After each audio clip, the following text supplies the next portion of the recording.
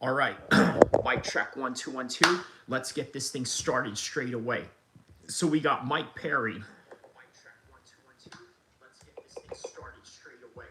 All right, we got Mike Perry taking on Nate Diaz. We're gonna start at exactly 6 minutes. He said, "Is that Nazulina? I don't know what the hell you're talking about. Pronto, but anyways, yeah." Pronto it is. Pronto in the next 20 seconds, we're going to get this thing cracking. So let's see here.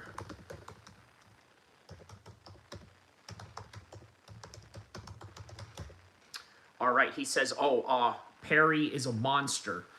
Yes, indeed he is. I like his chances in this. You know what? Let me show you how much of a monster Mike Perry is, right? Let me show you how much of a monster this dude is, okay? This is how we're going to start off the stream right here. I'll stay here. What do you want? What's your phone? I'll just wait here, bro. Don't worry about it. No. Apparently, Mike Perry is being followed by this gentleman right here. I have a side, bro. I don't have to go anywhere. Tell them to bring the. Are you bringing the cops? Because if I leave, then did you touch me? Oh, you didn't touch me. Oh, you didn't touch me. Oh, you didn't touch me. He touched me. So he touched me. He touched me. You can lie if you want to. And right here, so at this point of the video, right, Mike Perry is complaining about the fact that this guy is going to say to him, hey, you know what? He's basically explaining, saying to him, you guys are going to call the police on me, right? You're going to try to pin this on me. You're going to try to make me look bad. And as a result of this, this is the ongoing result of what's going to happen, right? You're going to call the police on me. You're going to make it seem like I'm the one that, was messing around. I'm the one that was starting problems when in reality, you'll see what I'm talking about right here. But y'all gonna tell the police that I fucked. Oh, you're gonna tell the police. And watch, this fat dude right here, right, in the front, this man right here. Let me tell you why Mike Perry ended up clocking this dude, okay? There's a lot of racial microaggression that is going on here, okay? Let me explain to you what the racial microaggression that is going on here. Number one, this is a white man, okay, who is looking at Mike Perry like, you know what, this guy is a complete wigger. You are a wigger. So as a point of that matter, I have the moral high ground here because I'm the white man that speaks proper English, right? That's coming from me, somebody who speaks proper English as a minority. But anyways, yeah, and then here you are, you're this wigger, and I have the moral high ground. I am the white man from Florida, so therefore I can tell you, and make fun of you for speaking in Ebonics. And this is what happened as a result of that. Oh, the police! Oh, the police! Oh, the police! Yeah, I'm just gonna mock Mike Perry in his Ebonics accent. Oh, the police!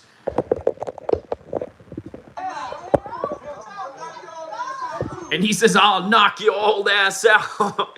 I'll knock your old ass out. Just like what Tommy Gunn did to Paulie in Rocky 5. Boom! And he clocks him right there. I'm glad that didn't really show the video because obviously if you showed too much of that video, it would probably get copy strike. But yeah. And look at everybody screaming. Let's rewind back from the beginning right here. Look, right here.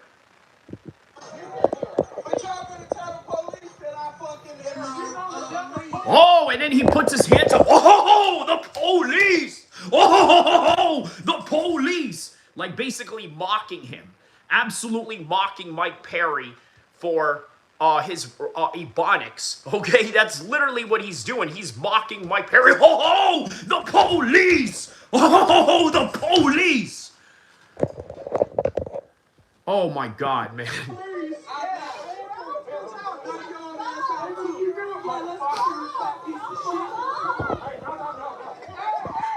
Oh, no. Oh, no. And then this is the dude right here. This is the dude. charging at Mike Perry. Oh, I gotta stop you. Oh, the police. Oh, the police.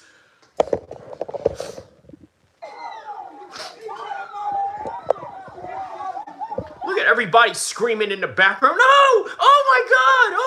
A punch happened! Oh my God! Shut the hell up, stupid ass. Come on, man.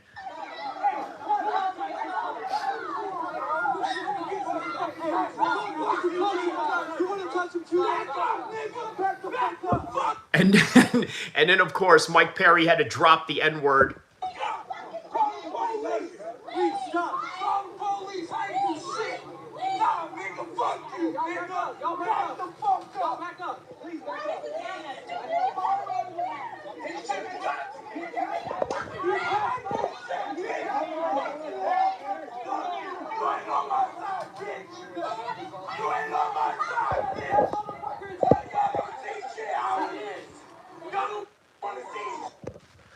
I love it. I freaking love it. I love it.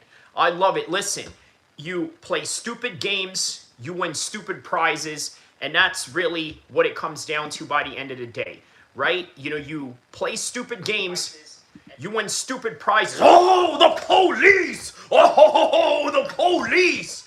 You know, why would you go at Mike Perry like that? You know what I mean? Like, why is it that old white dudes, you know what I mean, do this all the time? Why is it? Why is it is always the old white dudes? I swear to you, it is always the old white dudes, okay? It is so annoying how tough they think they are, okay? Look, I understand maybe at some point in your life you were tough, okay? Maybe at some point in your life you could fight, but that guy looked like he didn't have any moment of his life whatsoever where he was ever tough or he could ever fight or things of that nature, right? It's just not the business, okay? But then he said, oh, the police! Oh, the police! Let's watch that again, okay? Just so you understand what I'm talking about, right? Look, this is racial microaggression, okay? And you're probably thinking, okay, well, if this is racial microaggression, I mean, these are two white guys, right? Look, it's like what Eminem said in a song, right? You know, oh, these cocky Caucasians who think I'm some wigger because I talk with an accent are always grabbing my balls because they always keep asking what hood I grew up in, what went hand and wow, until I'm grabbing my hair and I'm tearing it out. You know what I mean? That's exactly what this guy is. He is everything that Eminem described in a song, these cocky Caucasians, okay? Because he's thinking, you know what? I have the moral high ground. Yeah, here's this white guy who talks like a wigger. So, you know what? And I guarantee he said, yeah, he found out, LOL, because he was making fun of the way Mike was talking. Exactly. That's, man, I'm telling you, I'm triggered in some kind of way, okay? I'm really triggered by this.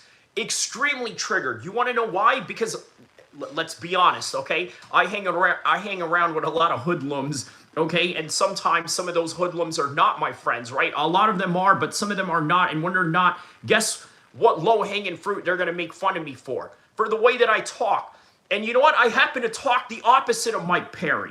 You know what I mean? I happen to talk the complete opposite. But I would never make fun of Mike Perry for talking like that. I got homies that talk like that.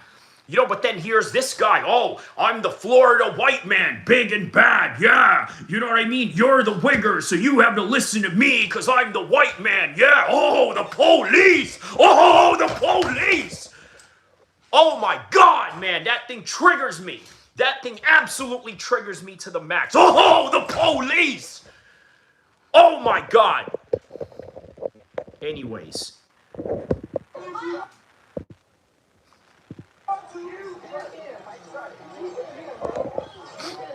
But y'all gonna tell the police that I fucking and then he says, oh, the police.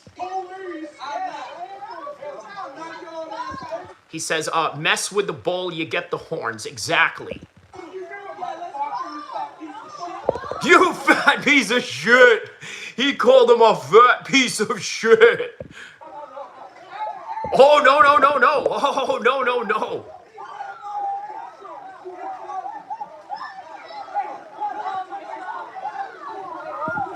Yeah, I don't get it, man. I don't get it. These Florida white dudes, bro, you know what I mean? These Florida white dudes, They swear they have the moral high. Yo, listen. Obviously, this guy didn't know Mike Perry from a can of paint, right? He doesn't understand that this is a trained UFC fighter. Well, at least UFC fighter at the time. But you know what I mean. Still a UFC level fighter, right? High level fighter at that, and a bare knuckle champion at that, regardless of what you may think of his particular title. But you know, once again, going at Mike Perry, saying, oh, the police, or this and that. But guess what, man? This is what makes Mike Perry an exciting guy.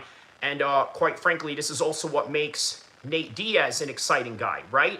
So you bring them together, guess what? This is what you have. Oh, and by the way, you know who else is in this card? Read the title. It says Gable, Stevenson, and former UFC champion JDS. Yes, that is what we got going on with this card. Amazing, amazing, amazing card. Okay, oh my goodness, I can't wait for it. Look, here's the thing. You know what this gives me vibes of, right? It gives me Affliction vibes, right? Back in the days, Affliction vibes. Remember when Affliction did a show? I believe it was either Megadeth or Metallica that performed, right? I don't remember seeing Dave Mustaine, so I don't know if that was, you know, if that was Metallica or Megadeth, right? Obviously, Dave Mustaine was a former member of Metallica, and, you know, he obviously left Metallica. I mean, you know, he was a bit of a, you know, an alcoholic, and he got into fights with the band members, so he broke away with Metallica and started Megadeth, right? So, you know, very similar to Dr. Dre breaking away with NWA and starting Death Row Records. Victory says Gable is fighting Junior on Netflix. Yes. Yes, he is. Imagine that, right? Gable Stevenson, right? Like, really fast-tracked into MMA. Now, look, I know eventually his destination is going to be the UFC, right? But what a great way to introduce him to the UFC. I don't know if he's going to sign a long-term deal with Netflix or MVP for that matter, but I think this is a good way to build his profile, and not only build his profile, but also bring him into you know, the UFC with a bigger clout. Victory says Mike will probably beat the crap out of Nate, but Mike might get tired, and Nate can always submit him. You know what? That is a very good breakdown of that fight. That's exactly how I do see that fight, right? Although MMA-wise, Mike Perry has not been active as an MMA fighter, I think that Mike Perry is a lot more active, obviously with the BKFC fights that he has going on now. How is that going to translate when you're going into MMA now? Because in MMA, you need anaerobic type of endurance, right? Whereas with boxing and bare knuckle boxing, it's a very aerobic sport, right? I'll tell you what, man, when I do a boxing workout, this is no disrespect to boxers, okay? But this is just the reality of it. I feel relieved when I'm doing a boxing workout as opposed to, let's say, doing an MMA workout, or, you know, grappling with somebody, or dealing with anything that deals with grappling. I feel like it is a weight off my shoulder, and anybody who's done MMA and boxing, you know, at the same time knows exactly what I'm talking about, right? It feels like an absolute relief. Now, here's the thing. With MMA, I feel a lot more free, right? I think maybe that's just because of, you know, a fighting style that I've, you know, kind of developed, right? Where I feel like, you know, I could throw, you know, random things, move at a random, you know, type of sequences, right? But that's just how I, you know, would do my MMA, or, you know, in an MMA stance, right? Whereas with boxing, it feels very limited. It feels very limited because all you got is the 1-2, you got the uppercut, you got the hook, you got another hook, and then you got some counter shots that you can try to, you know, encounter in certain fight sequences. But that's really about it, right? It's still a lot easier because obviously it is an aerobic sport as opposed to MMA, where it is an anaerobic sport where the grappling aspects are going to factor in. Now, here's the thing. Mike Perry, from what I've seen in his past fights in MMA, he's the much better grappler. Well, not better grappler, better wrestler. I don't know about grappler. Obviously, Nate's submission is top level, right? In fact, I would love to see Nate Diaz in a grappling situation. And by the way, he did grapple my grappling coach from back in the days, Dustin Akbari from Team Alpha Male, right? There's a footage of them grappling back in the days, and man, Dustin Akbari absolutely put it on Nate, right? And Dustin Akbari is a world-class jiu-jitsu black belt, so go figure, right? Victory says that's a pretty good fight for Gable's because of Junior's age. Yes. So here's the thing, right? Fast tracking him, right? He's taken on a former world champion. That's always good, right? Taking on a world champion is good for your name. And eventually, I think we ultimately want to see Gable Stevenson in the UFC, right? Because right now, the heavyweight division in the UFC right now is a bit lackluster. And then on top of that, you got Cyril Gane and Alex Pereira, you know, in that mix right now, right? Alex Pereira and Cyril Gane fighting at the White House as interim heavyweight championship. Now, here's the thing, right? I read some reports that said that the White House is having some serious problems closing in on a permit. This is a serious problem, guys. This is going to be a serious problem for the White House card, okay? A very serious problem. You want to know why? Check this out. The commission is planning on not sanctioning this fight in D.C. That's a problem. That's a serious, serious problem, okay? Now, the reason why that's a problem is because if they're going to go along with this fight anyway, which, by the way, you know, Donald Trump, Dana White, they're going to bypass this, okay? They're going to bypass this. And the fighters are the ones that are going to suffer. You know why?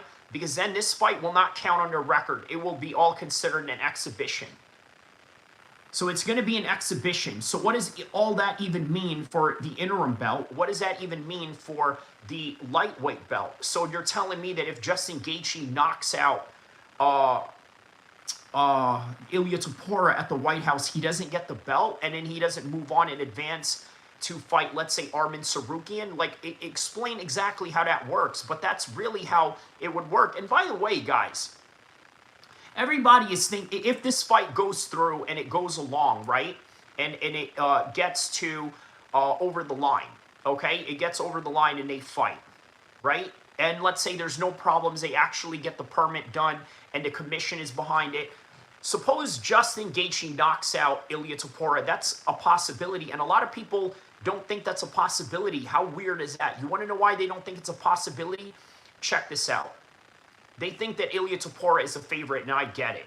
I get and understand why he is a favorite, but guess what? Here's another thing. Ilia Topuria has been going through a lot lately.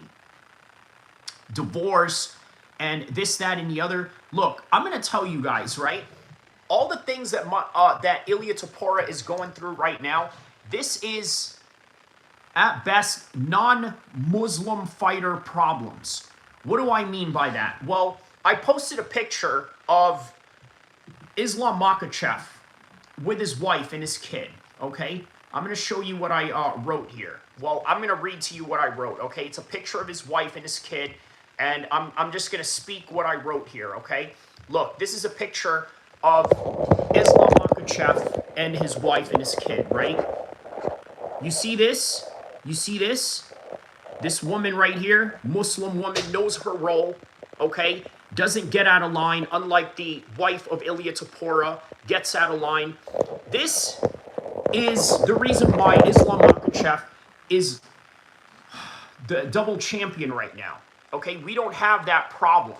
We don't have that problem with Muslims. Here's another thing. Here's something you got to understand. This is going to be very controversial with what I'm about to say. I need you to hit the like button because this is going to get very controversial what I'm about to say.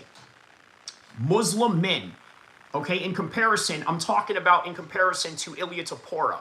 Muslim men have a superior lifestyle than the American white patriot fighter, okay? And the only thing that you average magatards can really claim is your military might, okay, which, by the way, only 1% of you really contribute to that reality of the military might of the United States. Okay, not even myself, I contribute not even 1% to that with the little bit of the time and effort that I put in, right?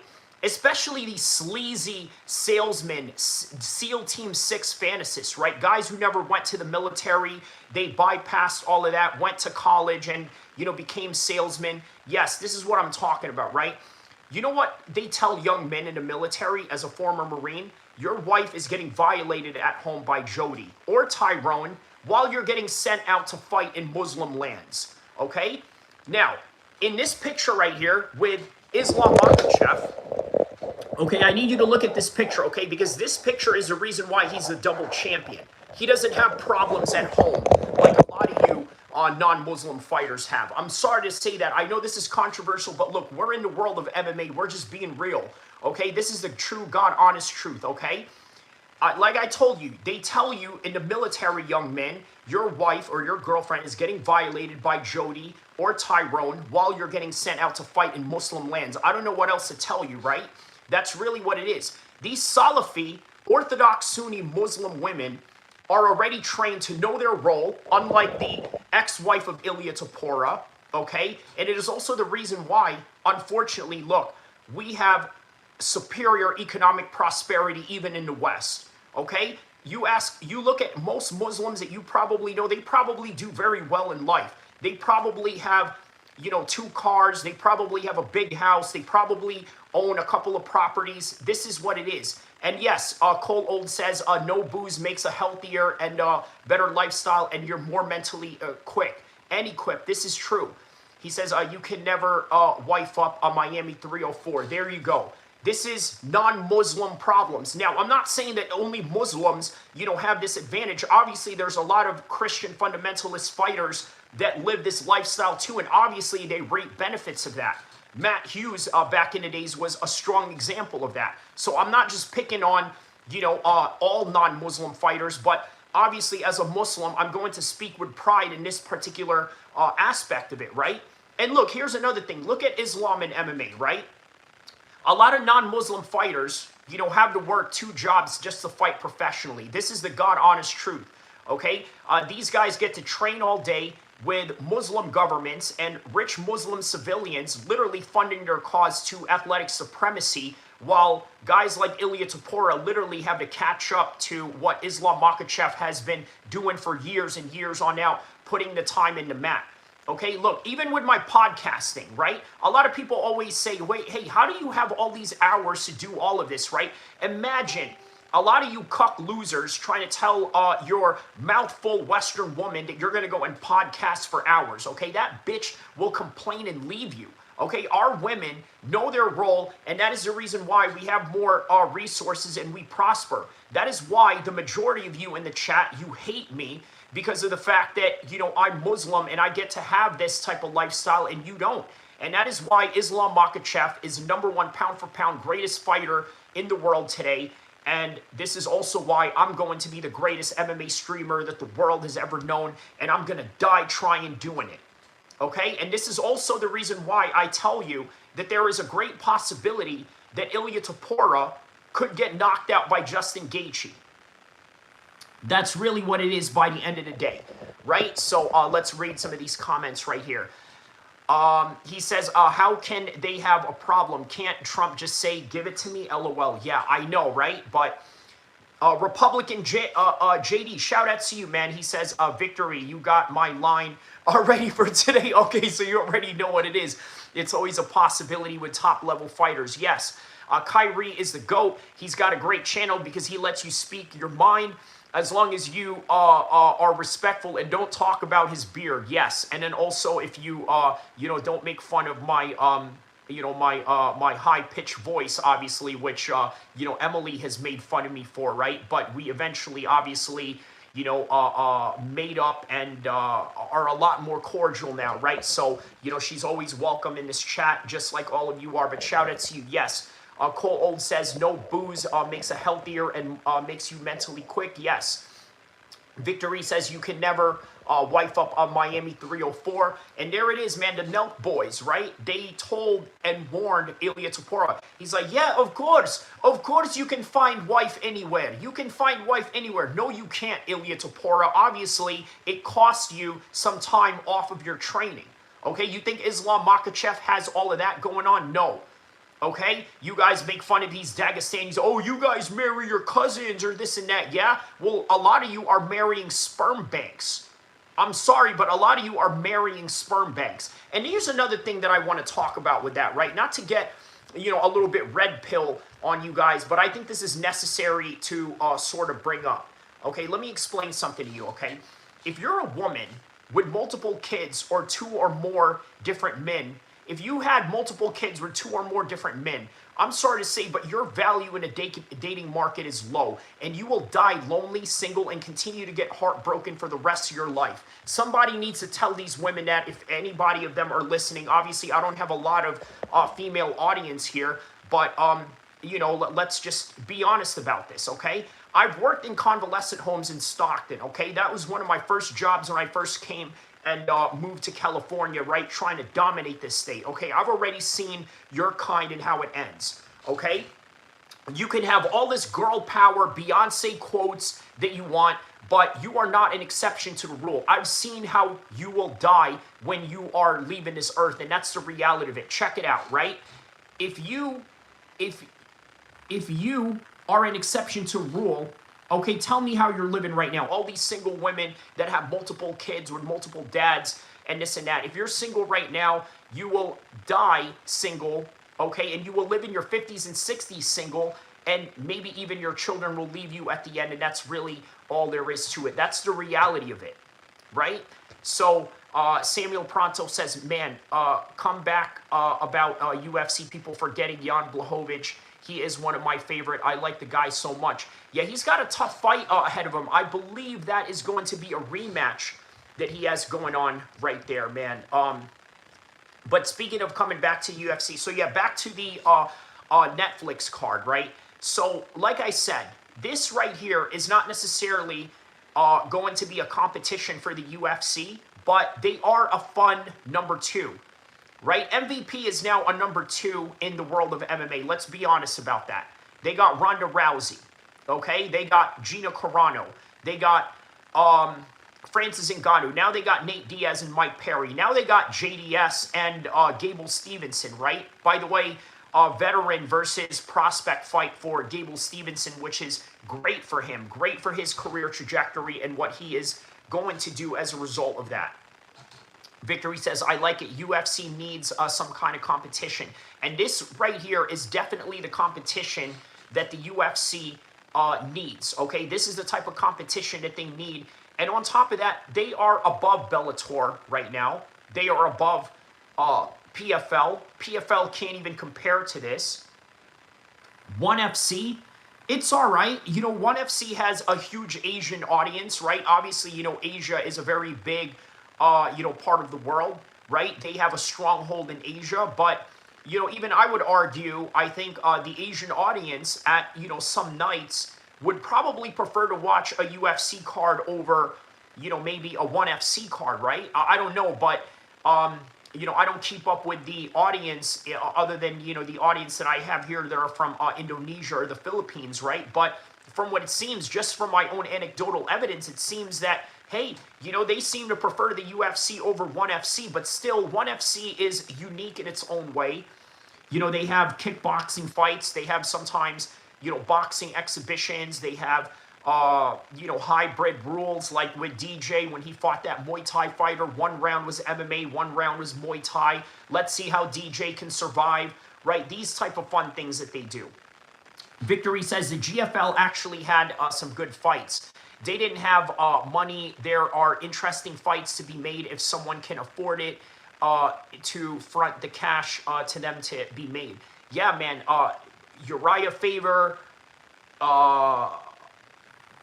Luke Rockhold, and just to name a few, Tony Ferguson. I mean, it was horrible. He said Pride was the best promo. It was. You know what? And it's unique because obviously they fight in a boxing ring, which, sort of makes it interesting on its own right. And, Yeah, man, that's quite interesting, right? Fighting in a boxing ring, it seems like a completely different sport. You know, completely different sport. Um, so yeah, yeah. Uh, let's see here. So yeah, man, Mike Perry and Nate Diaz, man. Uh, how do I see this fight go? Well, okay, let's take a look at how the other fights will go, right? A little quick prediction. Ronda Rousey, easy, easy first round KO or submission. Okay, this is what Ronda Rousey does. Okay, she's gonna grab you up, trip you down, and either ground and pound you or submit you. Gina Carano hasn't fought in a long time. Within that first minute, when Ronda grabs her, she's gonna be in a world of shock. Now, I know a lot of people are looking at the Amanda Nunes fight, looking at the Holly Holmes fight, but please understand that this is not Holly Holmes, nor is it Amanda Nunes in her prime. This is Gina Carano, who has not trained for a very long time. She's going to gas out. She's going to feel the pressure once she's in there. And as a result of that, it's going to be an easy win for Ronda Rousey. There's no doubt in my mind. It's going to be a very easy win for Ronda Rousey, and there is nothing that she can do about it. Okay? There is absolutely nothing that she can do about it. So this is an easy win for Ronda Rousey. And you know what? For as much of a squash match as this is, right? As much of a squash match as this is, imagine how big this is, right? This is like Mike Tyson type of level. The night that Tupac died, right? Mike Tyson regret inviting Tupac to come to his fight. And I agree with him. Think about who he fought that night. He fought Bruce Seldon. I mean, come on. Was it really that important to bring out Tupac for a Bruce Seldon fight? But you know what? Mike Tyson was so big that it didn't matter who he fought. He didn't have to fight Holyfield. Yes, that did big numbers. He didn't have to fight Lennox Lewis. Yes, that did big numbers. But Mike Tyson does big numbers all by himself. And that is where Ronda Rousey is at. Okay? Because we know this woman is not a competition. Okay? In fact, I would argue, by the way, I think MVP is trying to set up Ronda to have a rematch with Holly Holmes, right? I think that's kind of where this is leading to, right? For Ronda Rousey to once again regain her confidence back and rewrite history, right? Rewrite that fateful night in Melbourne, Australia back in 2015, which is now 11 years ago till this date, right? They want to be able to rewrite that history. Okay, so she's going to get that. But even if she gets that fight, I guarantee you, this fight is way bigger, is going to be way bigger than Holly Holmes just because it's Ronda Rousey's return. That is a type of superstar that Ronda has going on. He says Ronda versus Holly 2 would be a pretty big fight. It would be, but I need you to understand something, right? Right now there's a buzz. Okay, there's a buzz. Oh, Ronda Rousey is coming back. This is awesome. Ronda Rousey is coming back. But here's the thing. As she's coming back, now that buzz is going to wear off. Okay, you know what? She finished Serrano. Okay, so let's say, let's fast forward in a time machine. It's May 17th now, the day after that, Netflix LA card, right? And by the way, great that it's in LA. If you're going to do a card like this, right, you have to do it in a big city, and there is no bigger city than LA and California. But yeah, so anyways, that next day, that buzz is going to start to wear off. Oh, we knew Ronda was going to do that. All right, what's next? Holly Holmes? Oh, okay, that's a big fight. Don't build it up or this and that. But I'm just saying, do not be surprised if this fight does bigger numbers than Holly. Okay? Holly and Ronda 2, that is. Victory says, do people really think it's awesome? I feel like most people can't stand her. We can't stand her. You need to understand this, Victory, right? We in the MMA community can't stand her, okay?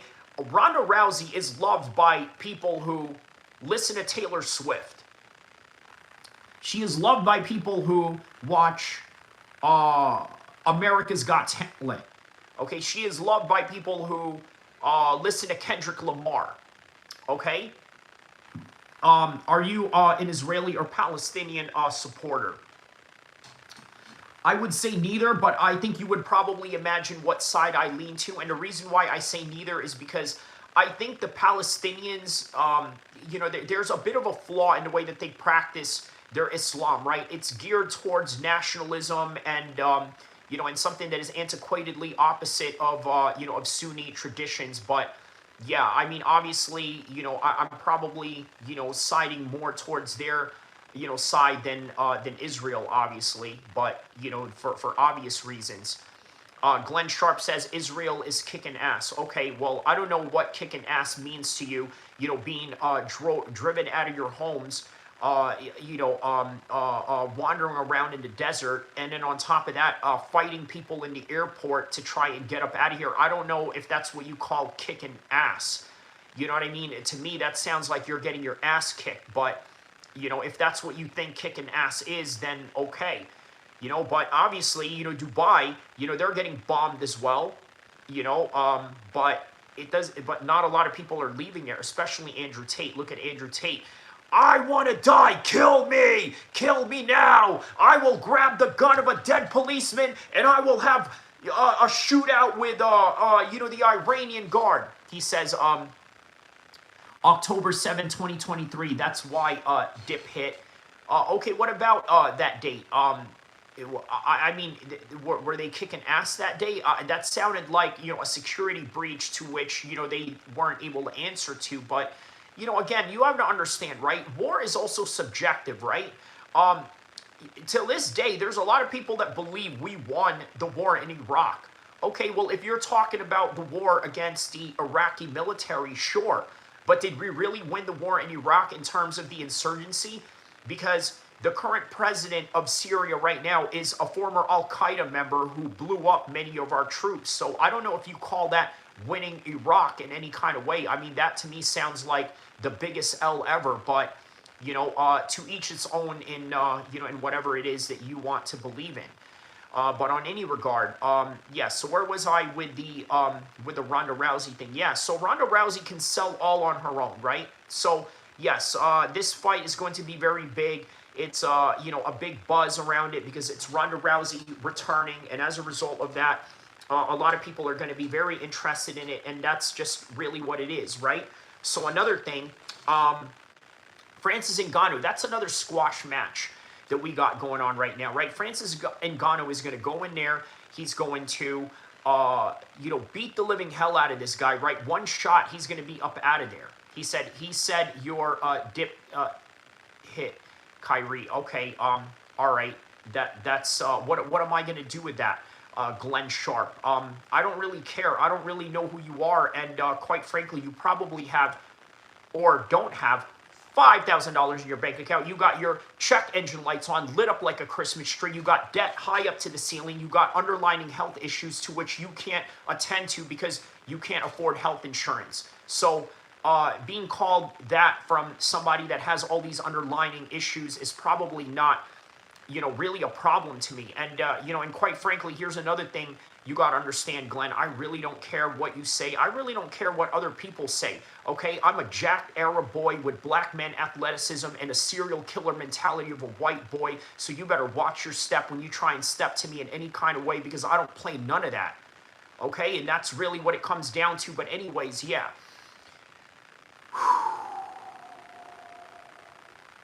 You just got cooked, you just got smoked, and that's really all there is to it. And all that over, you know, an Israeli-Palestinian, you know, issue. Here's the thing, guys. I get it. I get and understand that a lot of people are triggered by the whole Palestinian and Israeli thing. And this goes for both sides, okay? This also goes for the Muslims that support Palestine as well, right? You need to understand, this war, yes, it's good to care about people. It's good that you don't want to see other people die as a result of it. It's good that you have, you know, a certain, you know, humanity in you, that you don't want to see kids, you know, get hurt. I'm a Sunni, by the way, indicative of the fact that I don't have, you know, a mustache on my beard, right? You know, same thing with Islam, with Khabib, with Khamzat. They are all Sunnis, right? You know, Chechnya is a Sunni country.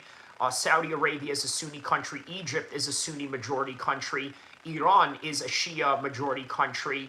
And that is why they have mustaches and we don't, right? There's not a Shia that doesn't shave their mustache. And, you know, quite frankly, that's, you know, a big difference in the way that we practice Islam. But I need you to understand this, right? This war is not going to change your life.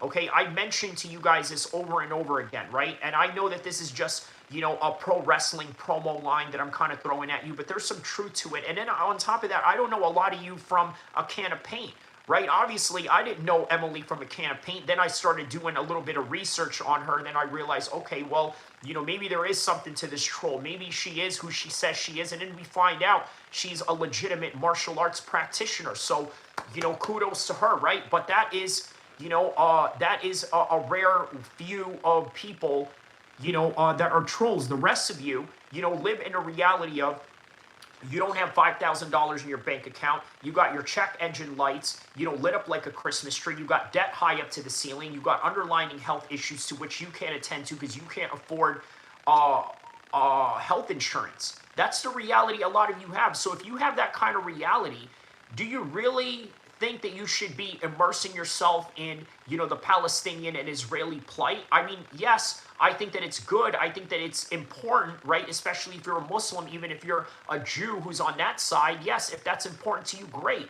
But, you know, again, I guess I would imagine, you know, not many Jews, you know, have financial problems. So maybe they have the right to, you know, care about these issues, right? And a lot of Muslims do too, right? You know, we're a pretty wealthy, you know, minority group in America, right? I know they say that the Asians are a pretty, you know, wealthy minority group, but, you know, so are the Arabs, so are the Pakistanis, and so are different Muslim groups that are living in the United States. Meanwhile, a lot of you Americans who, you know, by the way, multi-generational Americans, right? And I'm not just talking about Americans that, you know, have, you know, a bloodline that dates back to the American Revolution. I'm talking about multiple generation Americans, right? Like Italian Americans, Irish Americans, basically white Americans, period, right? It's so weird that a lot of you are really immersed yourself into these political issues, like as if you don't have your own fight in your own houses that you have to deal with, right? You got a bunch of wives that are a bunch of bitches, you know, that can't shut up for the life of them, right? And they constantly interfere with what you have going on. On top of that, you guys have all of these, you know, domestic, you know, issues going on, right? Because once again, you know, your bills will pile up to the ceiling, and then next thing you know, you guys are having all of these arguments and issues, to which, by the way, many of the Muslims that you complain about, many of the Muslims that you hate, don't have that problem.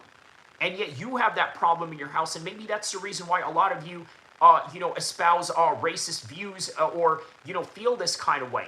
Because look, you want me to be honest with you guys? I'm going to be honest with you. If I was, you know, a broke white American, okay, and I'm seeing all of these people that are like prospering, I would probably hate them too. Imagine, right? You know, they let Hindus in Saudi Arabia and the Emirates, right? Imagine if I was an Emirati or a Saudi citizen or a Saudi that lives in Saudi Arabia, right? Not a Saudi that lives in America like myself or anything like that, but I mean like actually living there, and I'm seeing all of these Hindus that are doing great or this and that. I would probably hate their guts too. You know what I mean? So trust me, I'm being real with you guys and telling you exactly what it is that you guys are feeling. So you see someone like me, okay, with a beard, a big old beard that's Muslim, unapologetically Muslim, and then you think to yourself, you know what, there it is. There is the target. There is the bad guy. That is the bad guy right there. Because a lot of you, in your small town world that you live in, you've never been around a Muslim. So the minute you get on the internet, you see a big bearded guy who looks like Khabib, who looks like Islam, who looks like Khamzat, and then you hate the Dagestani fighters too on top of it because you call them crotch sniffers. And for that, I don't know if I can blame you, but at the same time, a win is a win in MMA. But you see me and you think to yourself, I'm going to take out my frustration on this guy. I'm going to take out my frustration on this guy because he is right there. He is a vulnerable target because guess what? I'm not in front of your face. I'm not in front of your face to put this in front of your face, right? I don't have this to put in front of your face. I don't have this to put in front of your face, okay? I don't have, you know, a gang of people that's in your screen right now that can put, you know, this to your face. I can't hold you over a balcony like Suge Knight did to Vanilla Ice. I can't do any of that to you. But you know that I could, and you know that I understand it. And when you look into my eyes, you know that I'm made for, you know, KILL. I will literally end someone and send them to the shadow realm, and I ain't talking banning you off my channel. I'm talking about banning you from the earth. Okay, banning you from the earth. When you look into my eyes, you know that I'm made for that life. You know that I'm made for that life. Do you realize my uncle sold straps to the Irish Republican Army, the same Republican Army that bombed the cousin of Queen Elizabeth? Do you understand it? Do you understand what my DNA comes from? The kind of DNA that runs in my veins. You people have no idea, but guess what? You feel safe in your house, and by the way, you should. This is entertainment by the end of the day. I am an entertainer, disclaimer. I am an entertainer. Everything that I say is made for entertainment. But you know the reality. You know the reality of things. You know my background. And that really irks a lot of you. That really hurts a lot of your soft little feelings. And that's really what it comes down to. That's the reason why a lot of you go online. You hate on your fight. You hate on these fighters. The minute these fighters do something that you don't like, all of a sudden they are shite to you. All of a sudden they are no good to you. All of a sudden you come up with all of these weird things to say because, once again, you need to feel better about yourself. And here's the thing, right? Do I need to feel better about myself? Ever used hand-to-hand combat overseas?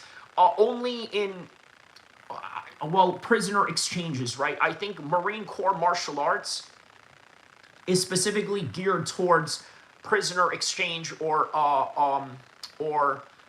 prisoner, what do you call it? Prisoner transportation techniques. Dress says, hey, Kyrie, Kingsry, Gable were live last night talking bad about you. They kept saying, hail Israel. Julian were live last night. They were talking bad about you. I mean, listen, Dress, I don't believe any of that. And quite frankly, I don't really care. But I trust Giuliano enough to know that he didn't talk smack about me. Here's something you don't know about Giuliano, right? Giuliano is an East Coast guy who lives in LA. Italian man, okay? Let me emphasize the fact that he's an Italian man. Now, what kind of relationship do I have with an Italian man? I let you figure that one out. Okay, that guy comes from a family of Italians. And let me emphasize once again who or what Italians are in America, especially in the East Coast, okay, and why I would be friends with someone like that. I have no doubt in my mind that man has, immense loyalty towards me, and, and I have immense loyalty towards him, so I don't believe anything that you say. That's really all there is to it. And Dressed, all you're doing is, trying to create commotion, which, I mean, come on, man. I do that all the time. Do you realize that I do that all the time? If I don't like somebody, that's literally what I do. And that is why I catch you doing it. When I don't like somebody, I will say, hey, such and such said this about you. Because I've done that before. I'm telling you right now, I'm being transparent and telling you that I've done that. I have actually, divided people by telling me he said this about you, this, that, and the other. And the next thing you know, they're fighting amongst each other. And here I am swooping in right in the middle, taking my opportunity to destroy these people that I don't like. I know what you're doing. He says, Victor, he says, Tim Kennedy always talks about eliminating people with knives and hatchets. I don't believe that. I don't maybe in close range, proximal situations, but I don't know. I don't know if I would necessarily believe that to any degree, right? I think that Tim Kennedy, once again, as I told you, right, he exaggerates, and a lot of the military community complained about his exaggeration, right? But this is the kind of the way that I put it, right? Before I explain it, let me read these comments. Jimmy says, yo, you're back. Yo, shout out to you, Jimmy. X-Stack says, we are all God's children, especially Charles Oliveira. Wow, okay, that's quite a very imperative statement to make, and then adding Charles Oliveira into it, like, yeah, we are all God's children, but especially Charles Oliveira. Quite a specific person that you had to mention, in that regard. But okay, back to Tim Kennedy, right? Back to Tim Kennedy. Here's the thing about Tim Kennedy, right? It's like this. As I told you about Khamzat, right? Let's say you never saw that fight with Dricus du Plessis. Khamzat exaggerates to you how that fight went. All right? He'll maybe even say, well, I got fight of the night that night. Kind of fib a little bit. But he would be lying. Because for all of us that know what went on or saw that fight, he obviously did not win fight of the night, okay? But he still won the fight, all right? That right there is Tim Kennedy in a nutshell, okay? Tim Kennedy, by the end of the day, is still a badass. Tim Kennedy, by the end of the day, was in real deployments. Tim Kennedy, by the end of the day, was in real shootouts, unlike some of you who will never experience that in your life. And Tim Kennedy has actually killed people, unlike you, who will never experience that in your life. Okay? So, yeah. Did he exaggerate? Did he lie a little bit? Sure. But who doesn't in this world of entertainment, in this world of YouTube, where we sort of have to a little bit? I mean, look at the title that I just wrote on here. I said emergency stream. What emergency, you know, do we have? There's no emergency. I wanted you to come in here so I can talk to you about Nate Diaz and Mike Perry fighting. And then not only are they fighting, or we're talking about them fighting, I'm also talking to you about a whole bunch of other things that may have nothing to do with that, or just a whole bunch of UFC stuff. He says, thank you, LOL, that's funny. Junior Dos Santos. Yes, Junior Dos Santos is fighting Gable Stevenson. That is the fact. So let me give you guys a little bit of a rundown before I head on out of here, right? I just wanted to come in here and do a quick short hour with you guys. So here's the details of what's going on, right? We got Mike Perry taking on Nate Diaz, okay? That is official right now, okay? And that right there is going to be a 5-round fight, by the way. A 5-round fight. So I want you to imagine that, right? This is a 5-round fight. And on top of that, we have Gable Stevenson taking on Junior Dos Santos. This is a great fight. I don't think that's a 5-round fight, probably a 3-round fight. So we got 3 fights that are going to be 5 rounds. Ronda Rousey, I believe, is a 5-rounder, right? I would be very surprised if they make that into, let's say, a 3-rounder, right? That would be highly unusual. A 3-round main event, right? Highly unusual, but okay. Let's see, what else? A 5-round main event. Junior goes, Francis Ngannou and Philippe Lenz is a 5-round fight. That's not going to last long. Nate Diaz and Mike Perry is a 5-round fight. That might last long. So in other words, that will be the only fight that will probably reach 5 rounds, whereas Ronda Rousey is going to get an early finish, and Francis Ngannou is going to get an early finish. He says, unfortunately, Gable probably beats Junior.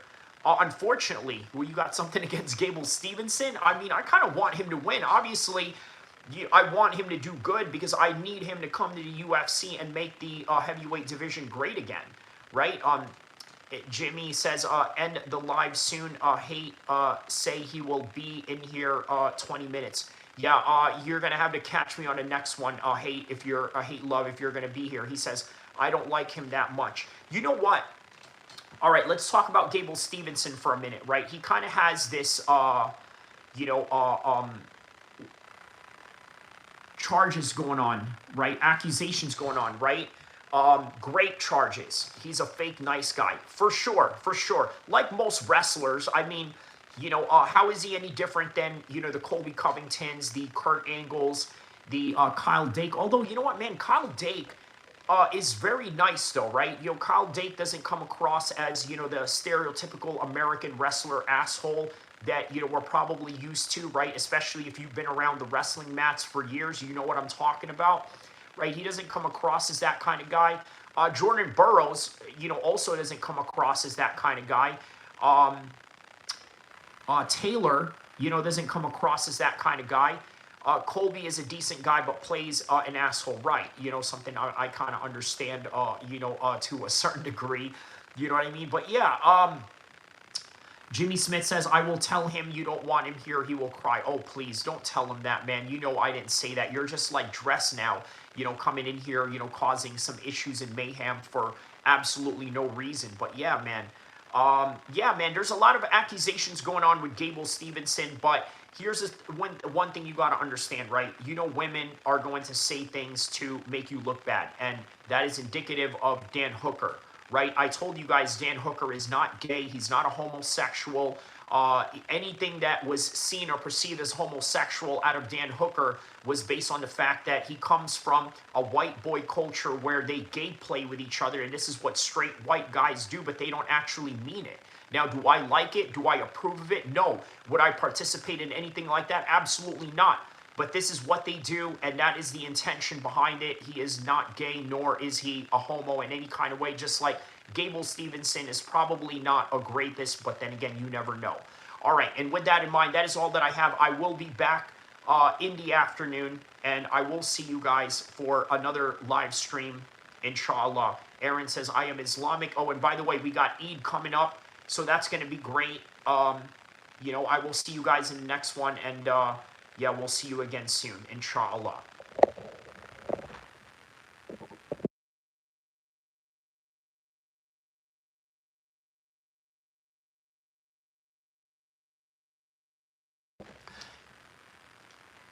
Stay tuned for the bonus stream. I'll be back for a bonus stream. I'm going to keep this on for a little bit.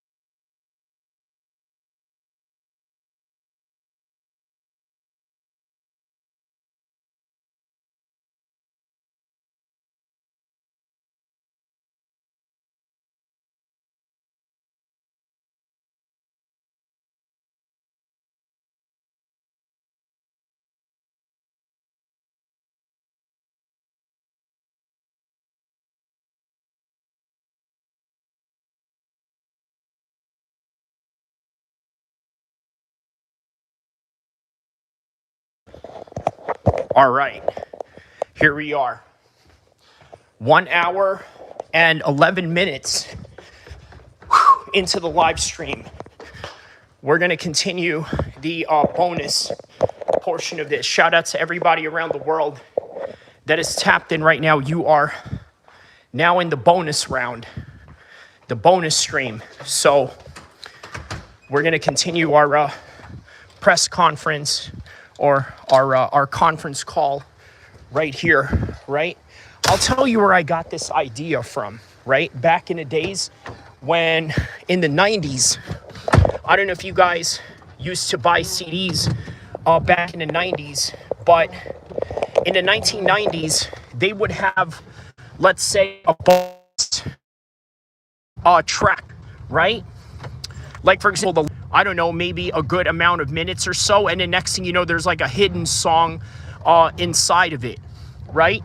One of the hidden songs, or one of the albums I remember that had hidden songs, Kid Rock. I remember he had a hidden song, right? A bonus song. Slipknot, if you remember back in the days, had a bonus song. That's sort of what we got going on right here, right?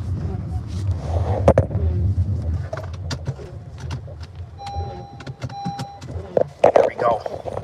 Yeah, so I had to put on a seatbelt there. Sorry, I'm not going to turn the camera on. Well, maybe I will. Who knows?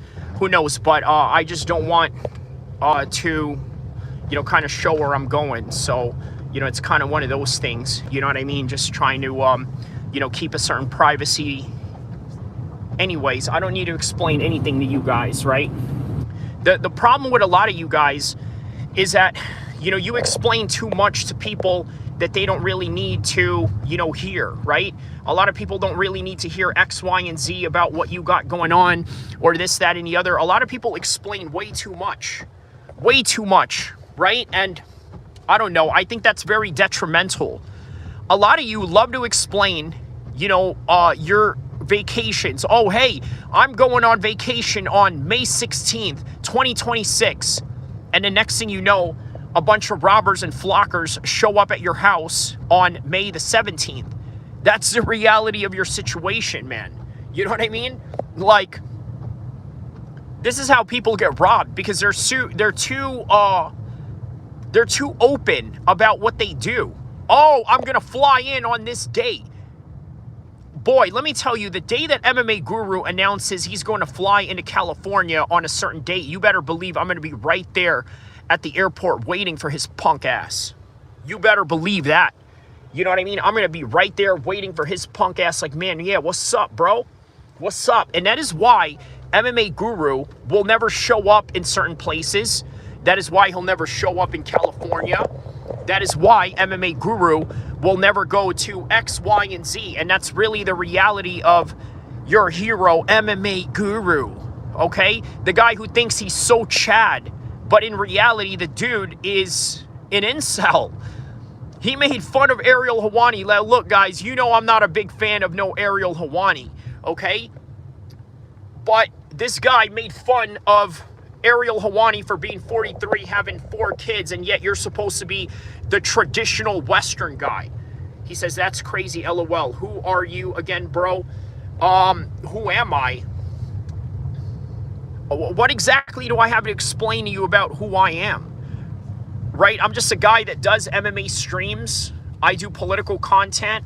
Sometimes I do, you know, street politics type of content, you know, street urban stuff. So that's all I really am, right? But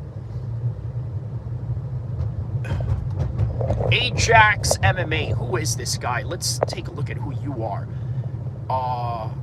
Okay, so you got a little bit of some traction going on here. All right, well, all right, looks like you got a page going on. Yeah, okay, then I don't know why you need to ask me that. You are an MMA content creator. I think you kind of know what I do. It's kind of the same thing that you do, but I don't know, man. Yeah. How do I explain to you who I am? I guess you'd have to watch the channel long enough to know who I am. But other than that, I really don't have any explanation towards you or anything like that, but if you care to explain yourself to me and you care to disclose to me who you are, that's perfectly fine to me too. But if you must know what we got going on right now, this is like the bonus round of the stream, right? I kind of ended the stream earlier, but I decided, you know what, I'm just going to keep letting this go on and, talk about a whole bunch of random stuff. And yeah, man, speaking of random stuff, Eid is coming up, right? It is going to be the end of Ramadan. And I got to tell you guys, everybody says that they love Ramadan, right?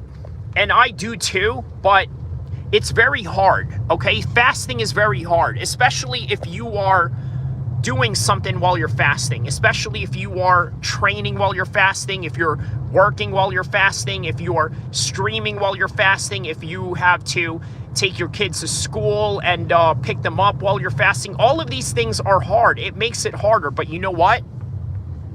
Once it is all over, there's this new switch that comes into your head after Eid, right? So now you don't have to be restricted into, eating at a specific time of the days now, right? And in fact, I tell you what, man, this fasting for Ramadan doesn't seem really that hard because I'm only constricted in a 12-hour window. Whereas sometimes, I know it's water fasting and coffee fasting, but I would literally fast from 16 hours, but yes, with coffee, and yes, with a little bit of some chicken broth or beef broth or bone broth and things of that nature to kind of compensate. But yeah, man, it's not as tough, right? I feel like even though there's water fasting for 16 hours that I sometimes do on a daily basis, right? Like, for example, I would stop eating at 10 o'clock at night on regular seasons outside of Ramadan.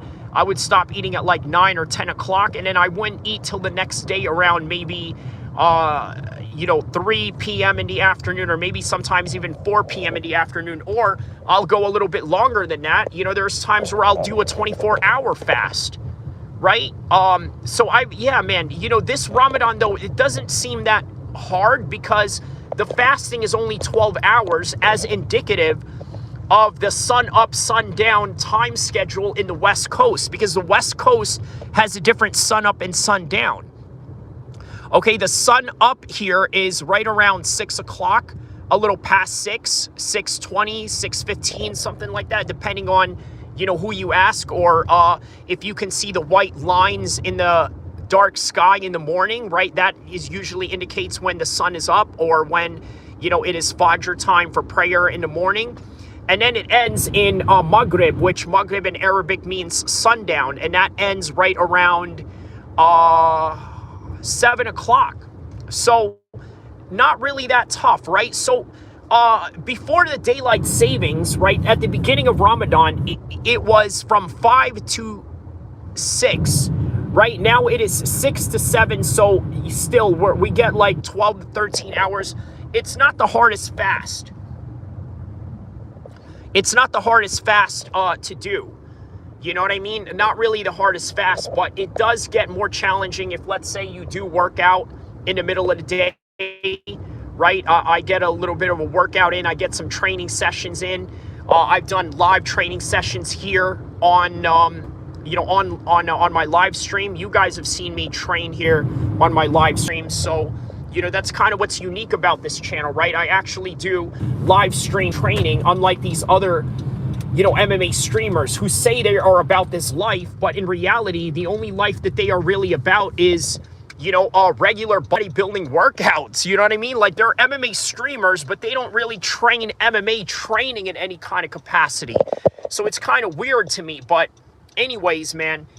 Yeah, so welcome to the bonus round. If there's anybody that wants to talk about, a specific subject, if you guys like this fight that is going on in LA with Nate Diaz and Mike Perry, we could talk about that. We could talk about the politics that is going on around the world. Yesterday, he says, yo, you are live. I can hear you, but not see you. Yes, that is on purpose. I turned off the camera, but I turned on the audio because I don't want anyone to know where I'm going. So I kind of had to cut off the audio the video, because I'm not trying to give away my location. But yeah, shout out to you, Jimmy Smith. Obviously, when you told me that Hate Love was gonna be here, I figured, you know what, why not wait for a bit, see what he says. Maybe I could chat up with him for a little bit. And yeah, man, let me know where Hate Love is at. Hey, is Hate Love from the same part of London you're at, right? I know you told me you live in Westminster, in London, right? Now, from what I understand, Westminster is right next to Buckingham Palace, is it not, Jimmy Smith? Right? Like, and I would imagine, is that an expensive area to live in London? And if it is, let me know, man. And if you live in that part of London, yeah, you definitely must be balling then, man. Jimmy Smith out here living in Westminster, London. That's balling right there. And by the way, how far is that from Wembley Stadium, by the way?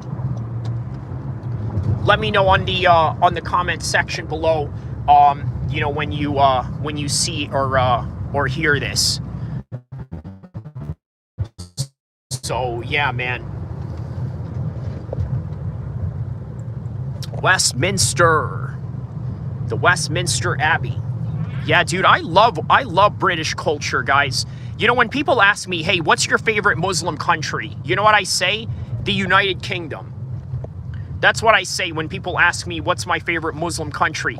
And for people that are on both sides of that fence, whether you're Muslim or non-Muslim, you know what I mean when I say that, it's my favorite Muslim country, because the right-wing, white conservative non-Muslims think it's a Muslim country, and the Muslims in that place run it like they own it.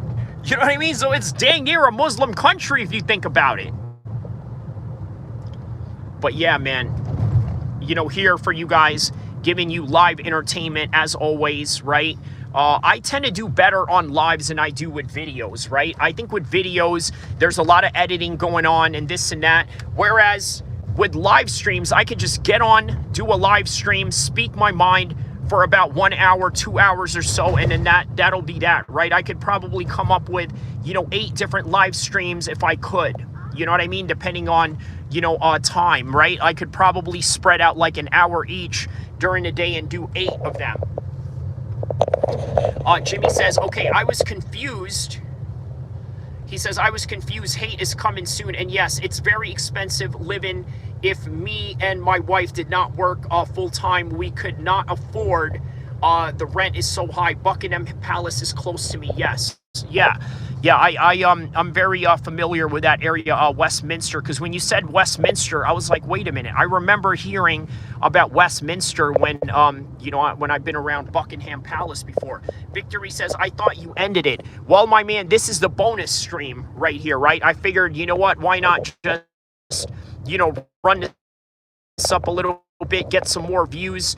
Before I end it. Why not? You know what I mean? A little bonus stream. I was saying in the beginning of the bonus stream, by the way, if you guys want to know where the bonus stream started, it started at 1 hour and 11 minutes into this live stream, right? So that is the timestamp of when this started. 1 hour and 11 minutes. And yeah. So, if any of the moderators, can just put a timestamp on the chat, just put 1 hour and 11 minutes. We are about 1 hour and 24 to 25 minutes into the live stream right now. So here I am. He says, gas here is almost 48 a gallon, went up to 1.5 over the past couple of decades. What is it in Cali? You want me to be honest with you? I do not look. This is gonna sound, a little bit overprivileged, but I don't look at how much I spend on gas. I don't look at how much I spend on gas. You know what I mean? This is why I say that the gas prices, people are going to notice it especially if you're putting like, 20s or 40s, into your thing. But yeah, man, I can tell you what. I filled up my gas the other day, right? I spent about $60 on the gas from like empty all the way up. So 60, but close to 70. So he says, well, I get it because you have it, but I definitely notice when it goes up to 150. Yeah. But still, we're talking about like spending $56 like maybe a couple of weeks ago, right, for a full tank. Now it's like up to the 60s, close to the 70s. So yeah, I would say it's pretty high up here. Yeah, I've had a few people complain to me about how high it was, but yeah. He says, Nate, not the BMF anymore. It's Perry. You know what? Mike Perry has a belt in BKFC that is very similar to that, right? He has what you call the baddest man belt, or what is the belt title that he holds in BKFC?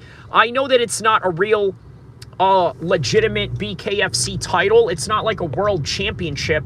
It's more like, yeah, a BMF style of belt. He says mine went from costing around 80 to over 120.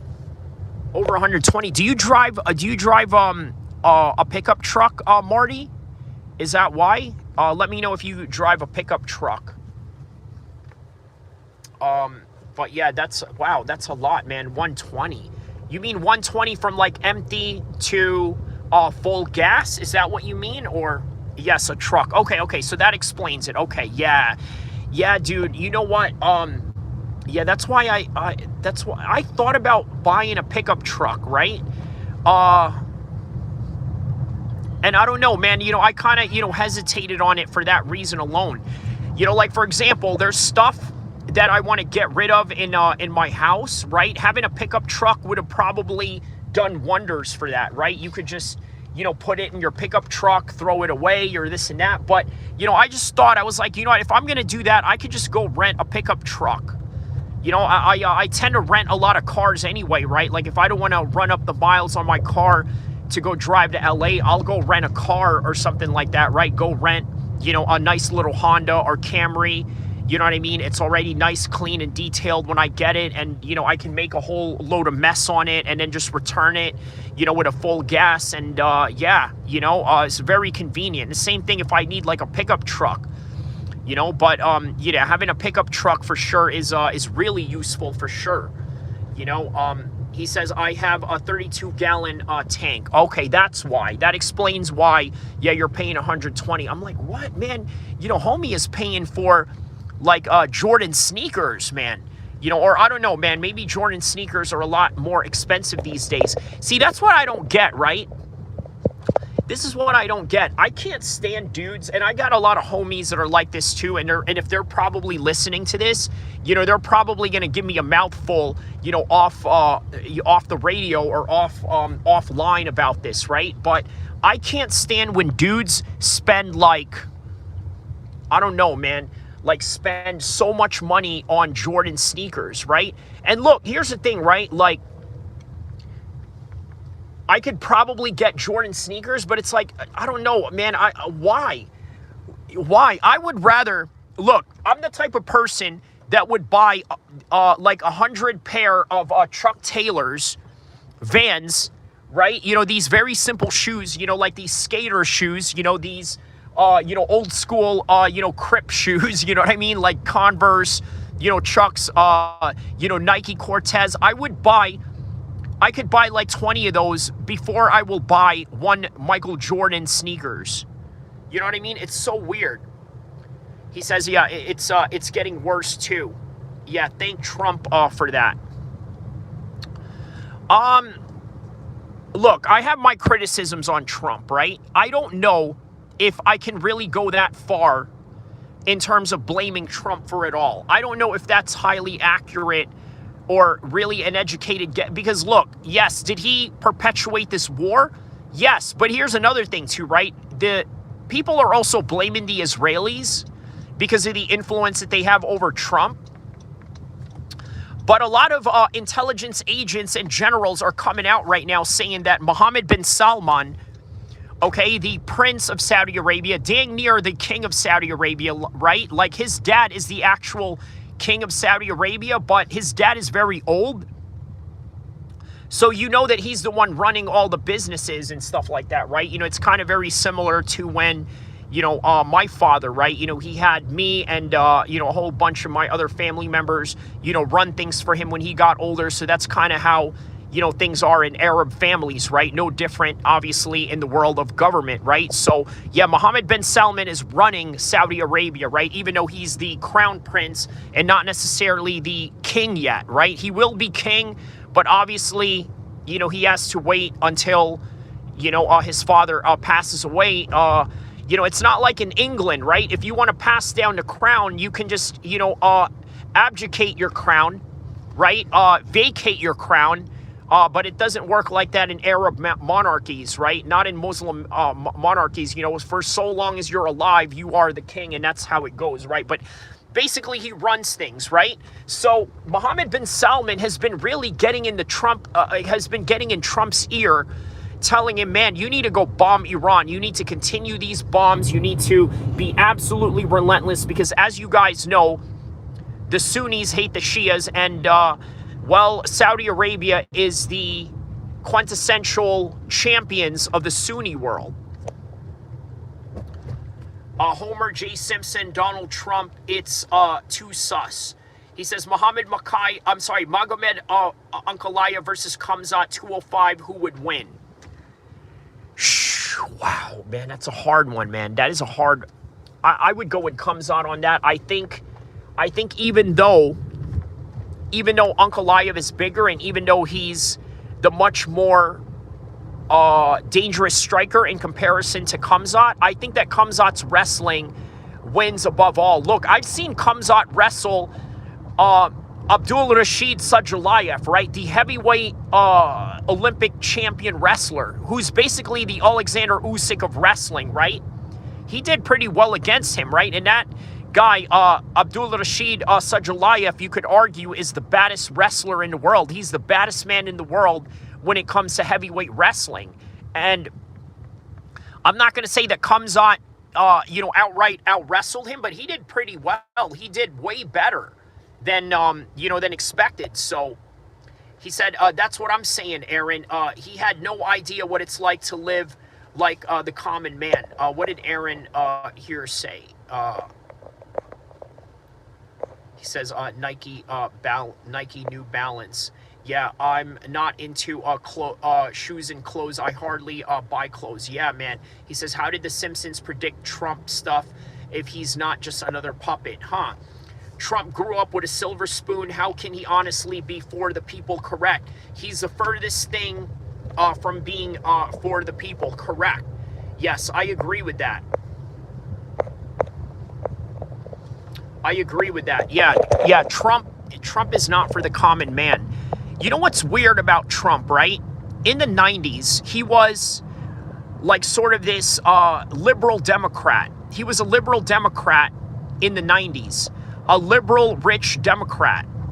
So in other words, all these Republicans that, live in the mountains or live in the farms or, live in trailer parks or this and that, this is not a guy that they could relate to. But all of a sudden, Trump came out as a Republican, started the MAGA movement. By the way, he claims that he started the MAGA movement. I know a lot of you guys realize that Ronald Reagan came up with that concept, right? It was Ronald Reagan who came up with the concept of MAGA, Make America Great Again. Victory says, well, the Democrats used to be way more conservative back in the 80s and 90s.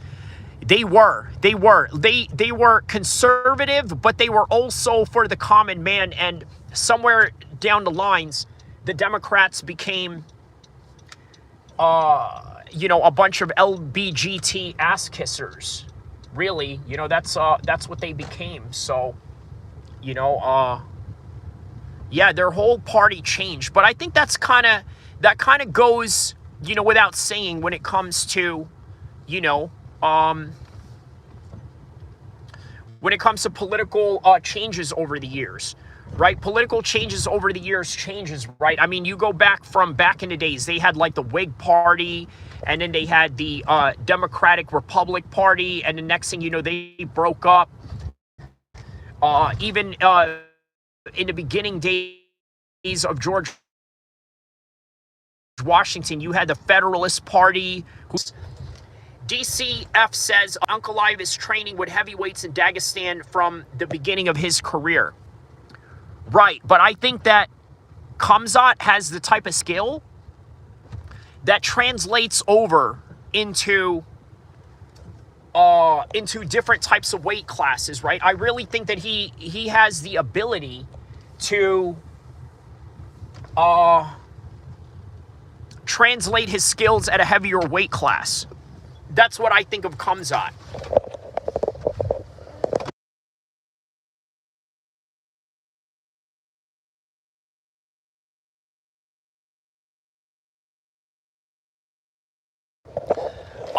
It does, Khamzat's wrestling is extremely high level. Yes, it is extreme. Yeah, dude. You know what? That's why I am so excited to see Khamzat in RAF. You know, which, by the way, is surprising that, you know, Dana White is, you know, is not really saying anything about it. But I guess, yeah, I don't know. I mean, they only don't allow you to fight in striking sports, I assume, right? But that's kind of cool that they allow them to, you know, grapple in other places.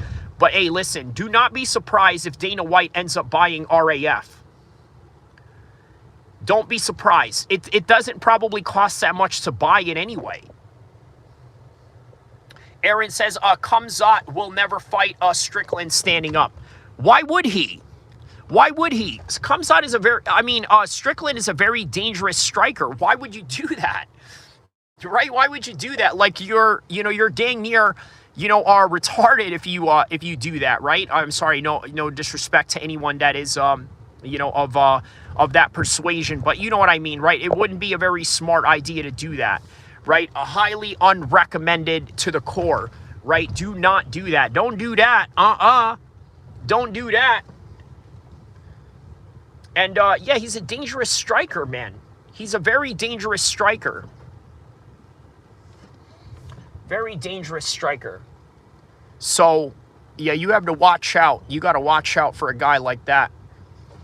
Sean Strickland, he will knock your head in, But you know what, man? Here's the thing, right? I think Khamzat has better boxing than Sean Strickland, okay? Khamzat has this, Eastern European style of boxing, right? Where he kind of bounces in and out while he's throwing straight shots. I want you to take a look at Dmitry Bivol, right? He has a very similar style than that of Dmitry Bivol. The boxing style, I mean. His boxing style is very similar to that. Jimmy Smith says, learn to spell his name. You're not clever. It's 5th grade level. Try your joke a little bit harder. Huh? What is that in reference to? He says, I think he will. I think all criticisms Khamzat got for the DDP fight is going to affect him in his fight against Strickland. I don't know about that, man. You know what? I don't know if Khamzat is the type of guy that cares about what other people thinks, but I think he listens more towards his aggression than he does with, let's say, the fans' opinions. And let me tell you what I mean by that, right?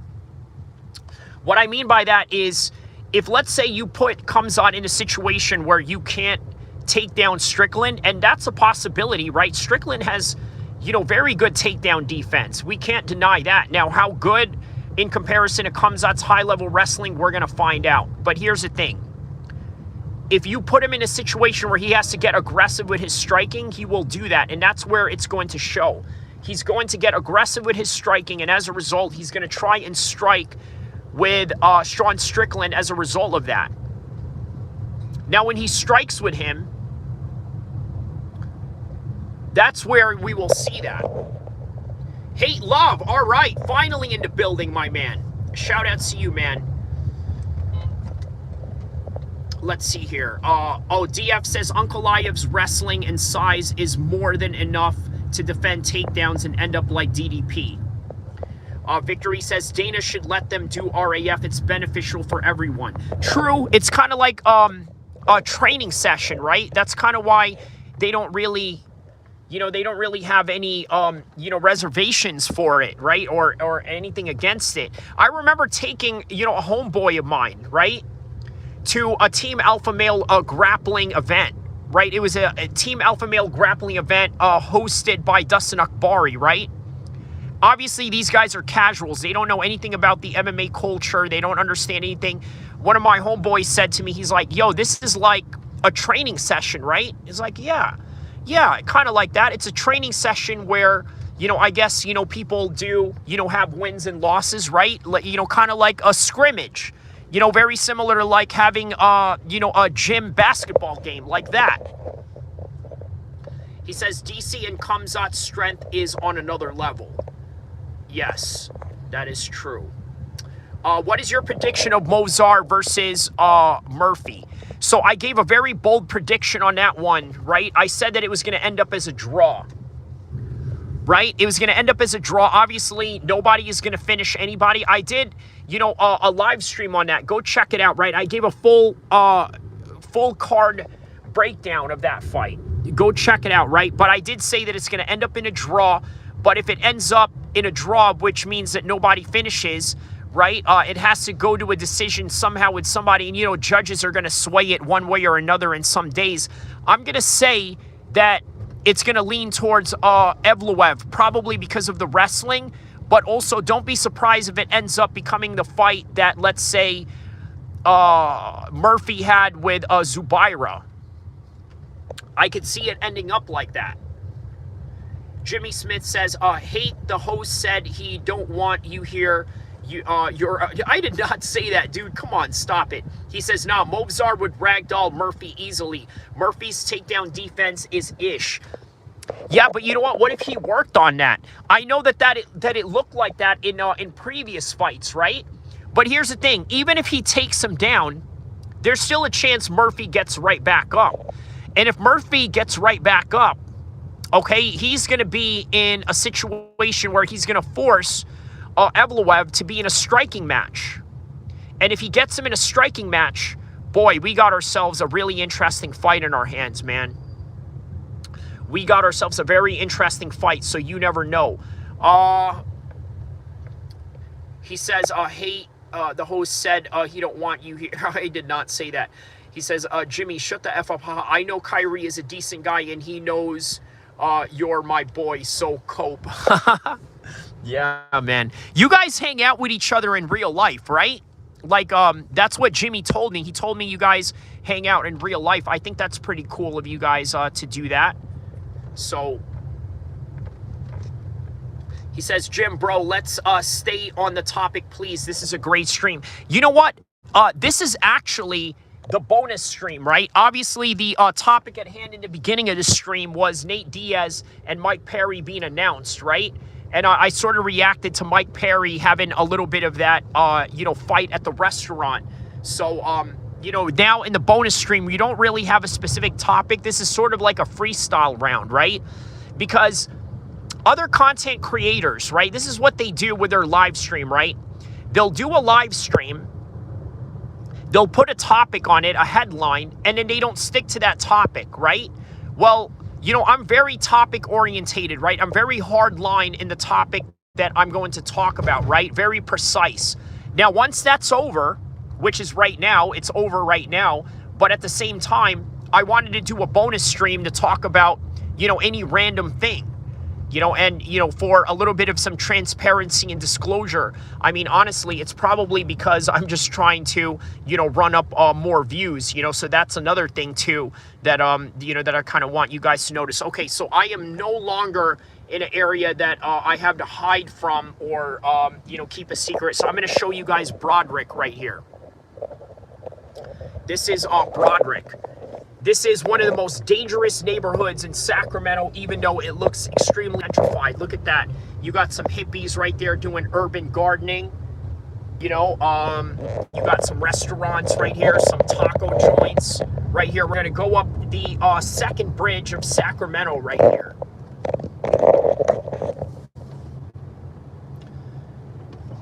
Victory says, you are ADD orientated because you bounce around like crazy. Yes, that is true. Kyrie, yes. Jimmy is my friend, close family friend.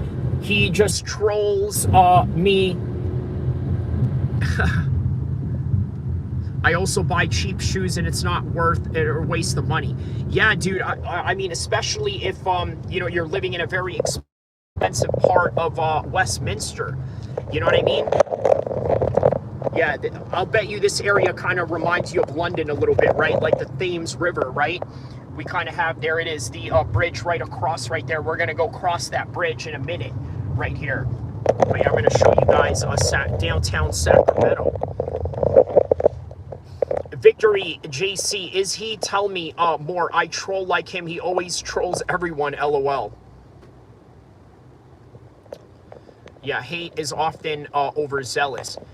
DF says, I hope Kamzat moves up and Uncle Live knocks him out. Uncle Live is way more entertaining as a champ at 205. I don't think that's going to happen, bro. And to be honest with you, I don't think that's going to happen, that fight. And the reason why I don't think that fight is going to happen is because these guys, you know, are both Chechnyans. They don't want to fight each other. Yeah, these guys don't want to fight each other, man. You know, so there's all of that going on, you know? So I don't think they're going to fight each other based on that alone. Yeah, so that's why I don't think that fight is going to happen, you know, fortunately or unfortunately, depending on, you know, who you ask. So.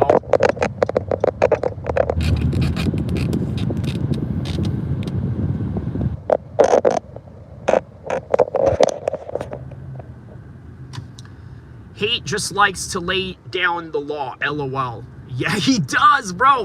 Bro, he be, hate, 007 be laying down the law, man. You know what? He really does. He really does. Like, he even blocks people that I tell him not to. But you know what? I have this belief that, you know, I gave you the moderator position for a reason. You know, you have the right to do it at your own discretion. If you feel you want to get this guy up out of here, I'm not going to argue with you on that, right? I'm not going to micromanage your decision on that. You know, because if you made that decision, I think there's a good reason why you did that. There's a good reason why you did that. So, you know, even though I may disagree with it, you know, I'm not going to fight it. You understand? Like, there's a good reason why you're doing it. So, you know, I'm not going to argue with your decision because, you know, by the end of the day, I trust your decision. You know, kind of like in real life. Anybody that I've ever hired to do anything, right? I never ever question their reason of why, let's say, they fired someone, or even reasons why they gave somebody a raise, right? I've never questioned any of that. There's a Golden One Arena right there. Yeah, I've never questioned that with anybody. I don't do that. You know what I mean? I will never question why you decide to do what you do. Oh, here's a Scientology building right here. These weirdos right here. These weirdos. Let me honk at them one time. Yep, there it is. A honk for, you know, Scientology building.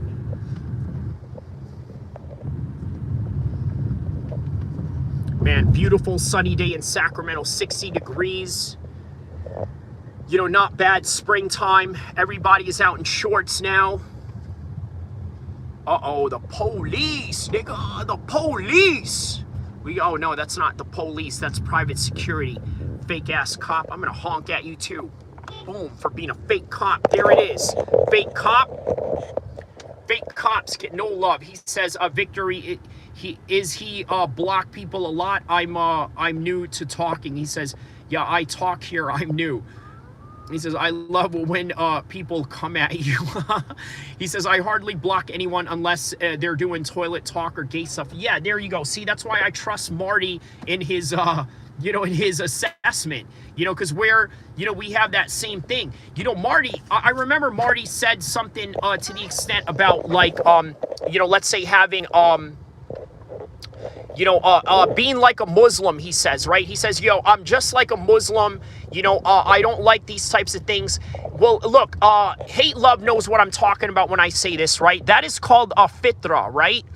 You know, there's the definition of fitra is, you know, understanding, you know, your own human nature's decency, right? And that's primarily what you have going on. A lot of people just, you know, don't have that because, you know, let's be honest, you know, a lot of people are straight degenerates. So, you know, that's really what it comes down to. You know what I mean? People are straight degenerates. That's just, you know, what it is. And yeah, you know, that's the unfortunate reality of things, you know? People are straight degenerates. I don't know what to tell you, you know what I mean? People are degenerates. They think toilet talk is somehow cute, or somehow it's good. It's disgusting, man. I hate toilet talk, bro. Victory says, yeah, Kyrie explained it. Jimmy Hate is a good guy. He doesn't put up with any BS. Yes, that's what it is. You know, and as you should, you know what? A lot of people, man, unfortunately, I think a lot of people, you know, really allow other people to get away with too much BS.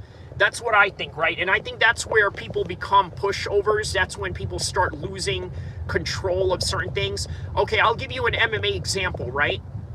You know, Uriah Faber, for example, right? You know, he put up with a lot of BS with TJ Dillashaw. And you guys know I love TJ, bro. That, you know, that boy is, you know, I got nothing but love for that boy.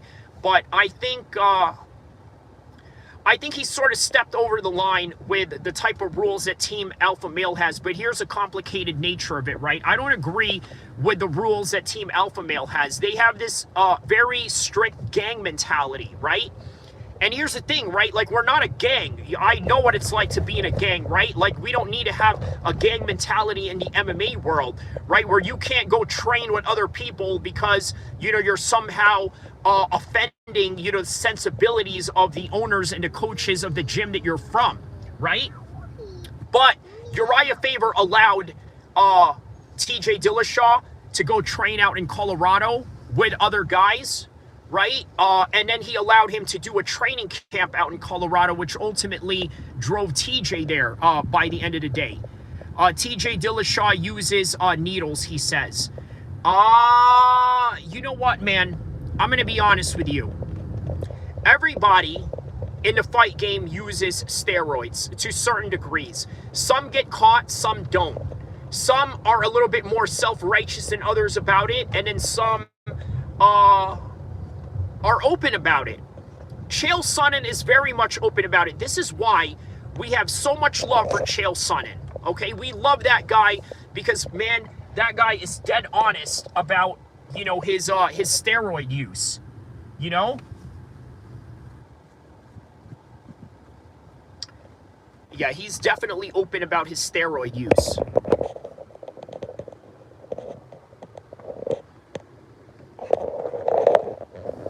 There's the Sacramento Memorial Auditorium right there, right on 15th Street, right here. Yeah, he says, TJ Dillashaw seems arrogant. He is. And you know what? I'm going to be honest with you, right?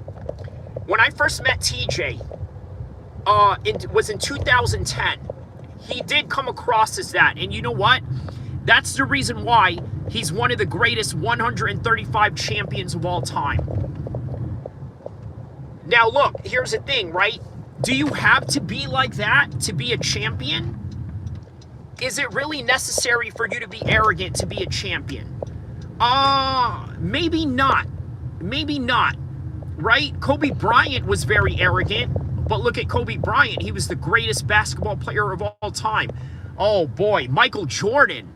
Michael Jordan was the most arrogant prick you will ever meet in your life, bro. You know what I mean? I'm surprised that, you know, nobody in the Chicago Bulls beat him up. You know, I think a few times he got into it with someone. Horace Grant, right? Horace Grant, you know, was a former Chicago Bulls player. They eventually traded him out of the Chicago Bulls, but he was a very arrogant man towards many people. But you know what? The guy knew how to win. Now, here's the thing, right? It doesn't mean that that correlation alone is a causation of why they won. I think that you could still motivate guys, get them to do what you need to do, get them to practice harder without being an asshole, right? Now, some asshole behavior is a little bit warranted. For example, Kobe Bryant was asked, hey, how come you never pass the ball to your players or your teammates? And he would say, well, the reason why is because, you know, X, Y, and Z. When we were in practice, this guy never really put in the time and effort, right? He never put in that time and effort. And as a result, I'm not going to pass him the ball. I trust me. I trust me and what I do. So there it is, right? That was his whole entire prerogative on that. So,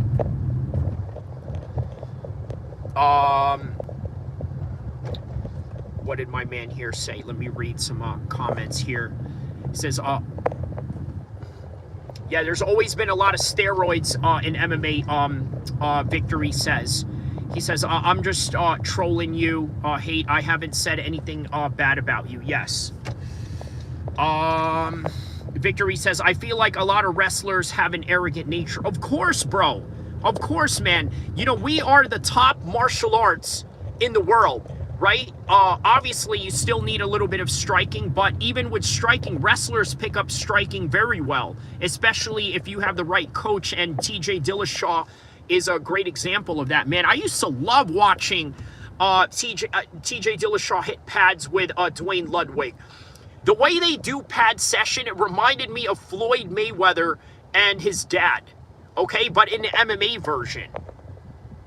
Jimmy says, Victory, you remember sniff tests in the UFC? Oh, yeah. DFC says, nah, that's why I like people like Khabib, Demetrius Johnson, GSP, and Anderson Silva.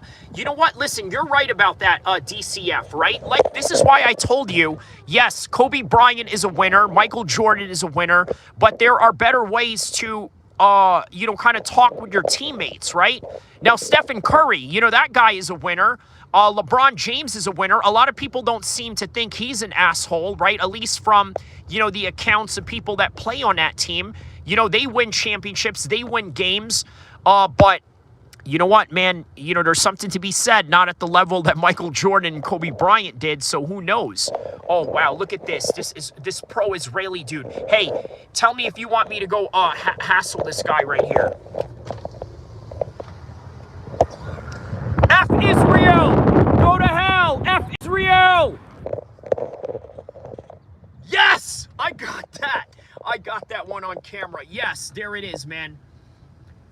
There it is. I heckled a pro-Israeli guy. This dude was wearing like an Israeli, he was wearing like an Israeli flag on his back, like he's like, you know, Captain Israel or something, you know what I mean? I had to, bro. I had to get at homeboy, bro. I absolutely had to get at homeboy. That was great, man. That was great. That was great. And I got him on camera. That was great. You know, yeah, man. You know, probably one of the Muslim brothers are probably going to see this clip and identify him. Just kidding. Anyways, he says, Jimmy Smith says, Victory, JC, he's the same guy who was KO at the start of the fight with the knee. Huh? Okay, Ilya Tapora and Colby Covington aren't arrogant at all. They just play a gimmick as an arrogant man. You don't think that Ilya Tapora is arrogant? Okay, I mean, I could buy that. Yes, I could see how, you know, that could be, you know, some sort of like character that they play. All right, I could buy that. Check this out right here.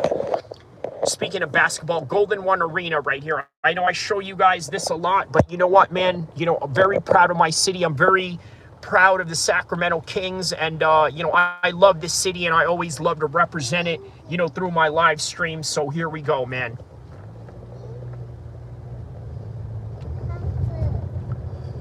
The Golden One Arena. Yes, the beautiful Golden One Arena. I'm gonna, you know what? I'm gonna take you guys on a little bit of some country driving right here.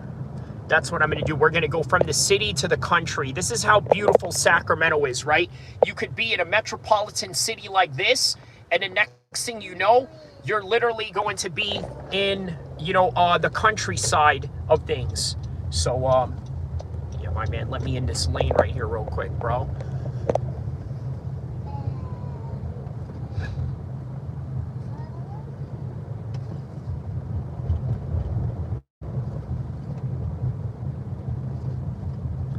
That was great. Yeah, heckling that Israeli guy. Yeah, man. Yeah, I was heckling that Israeli guy.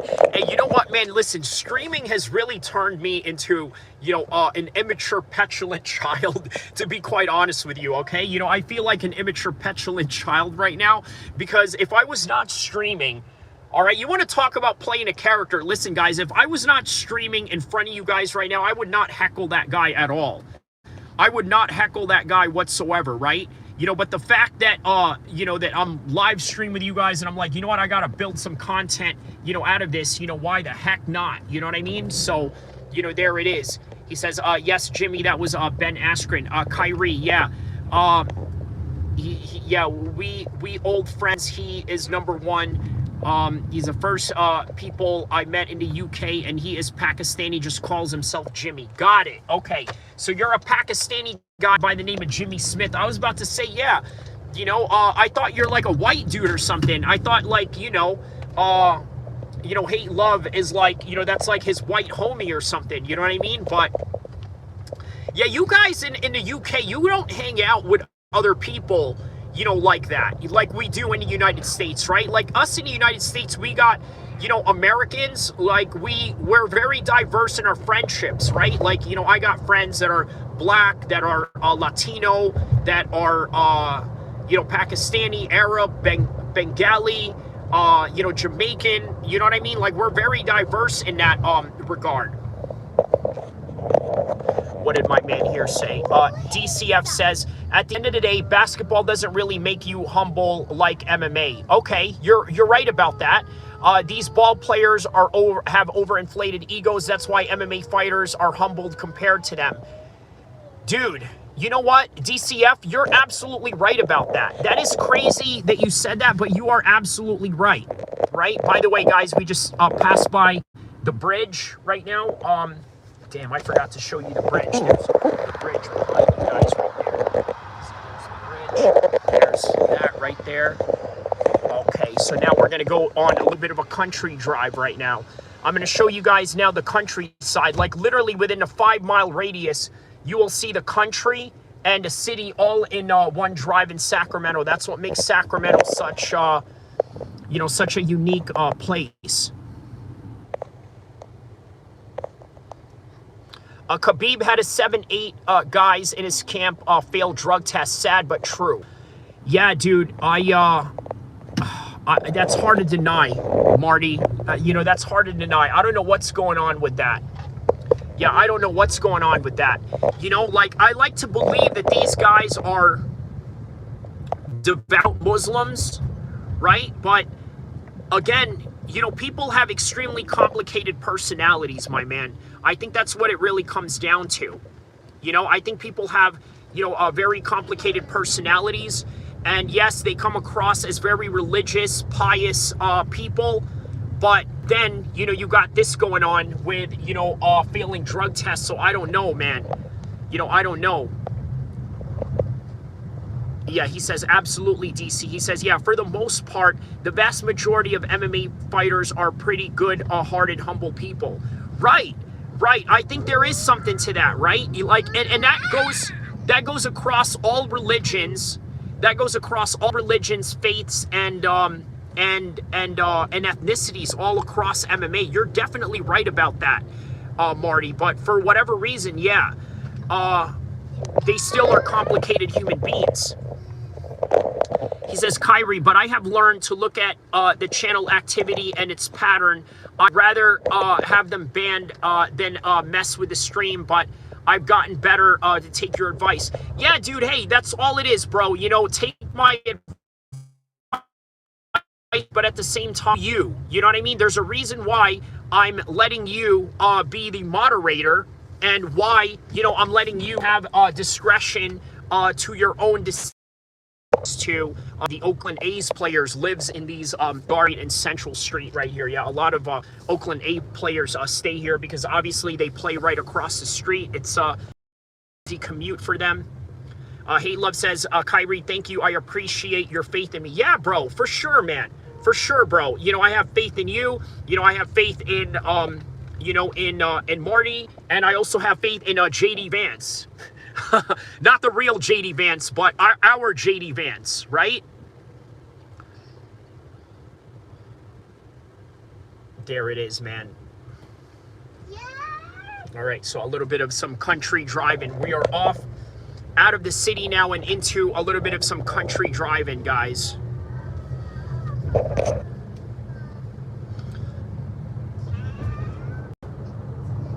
At the highway. Right up top, man. Ain't nothing like, you know, the highways in California, man. You know, man, I love California, bro. I love this. I love this state. I love all the cities in California: Sacramento, LA, San Francisco, Fresno. I love it all, man. I love it. Look at this, the palm trees. There is nothing like it on earth, bro. I love it. Man, I will die for this state, bro. I love this state, man. I love this place. You know, I am a West Coast N-I-double-G-A till the day I D-I-E.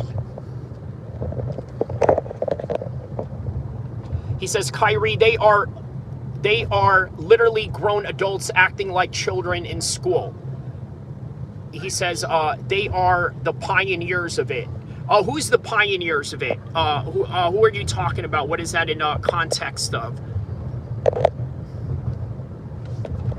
By the way, I'm going to show you this little town called Clarksburg, right? It's a small town just right outside Sacramento. It is like, you know, a real classic all-American city. I don't know if I've showed you guys this, but you guys are going to see it right now, man. We're going to have, you know, some fun out here, you know, in the meantime, while we're out here having a good time. Look at this, and we're already heading into the countryside of things. He says, DC said the Russians are known for steroids, not just in MMA, but in the Olympics too. Okay. Okay, oh, okay. I see what you're saying. Yeah, they are pioneers of it. Okay, I see what you're saying. Yeah. Yeah, most definitely, man. And you know what? Russians, yes, that also extends to the Muslim Russians as well, you know, for that matter, right? Because if one Russian is doing it, obviously all the Russians are participating in that particular, you know, endeavor as well. So, yeah, I definitely see what you're saying, man. See, and then people park over here, you know, to go on a trail, you know, go for a little bit of some biking and this and that. People go and motorbike over here, right? They bring their motorbikes right here and jump hills. You know, they go and jump these hills right here. Look at this, vast hills right here. And this is like literally just within my backyard right here.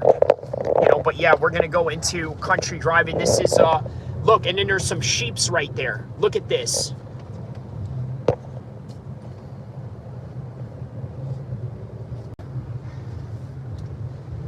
You got some sheeps right there, see?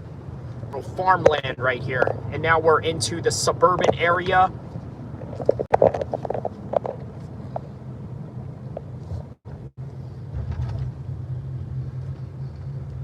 Stonegate Drive. There it is.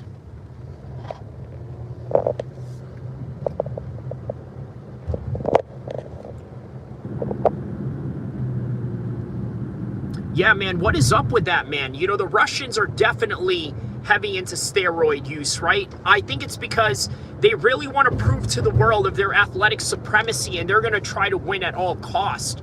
That's sort of the Russian mentality, is they want to try and win at all costs, and, you know, it kind of shows.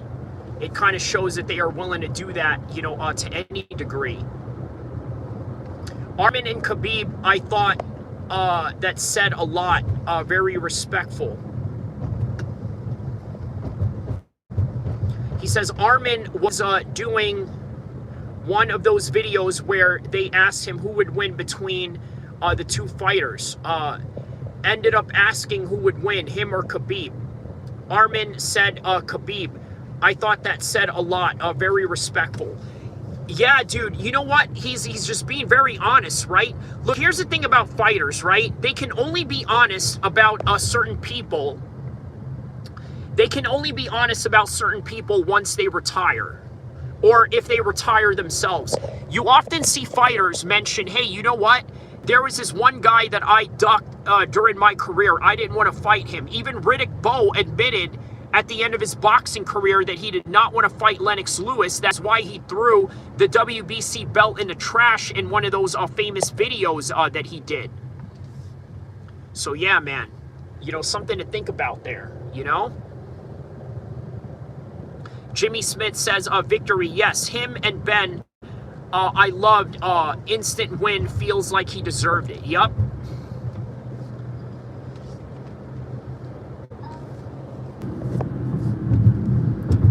Oh yeah, man, a little bit of some country driving in the middle of a Tuesday. Yes, country driving in the middle of a Tuesday, guys.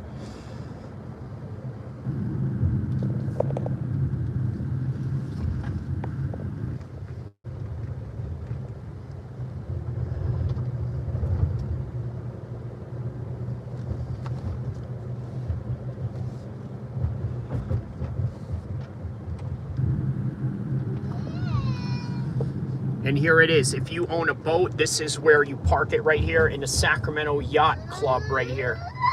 Sacramento Yacht Club.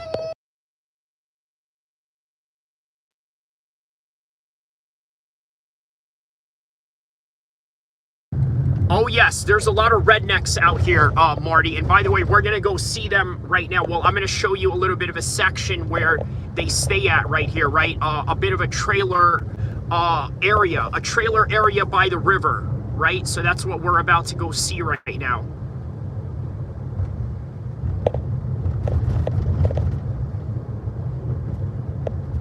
Yup, and that's what's great about Sacramento, right? You could be in an urban metropolis 1 minute, and the next thing you know, you're out in the countryside.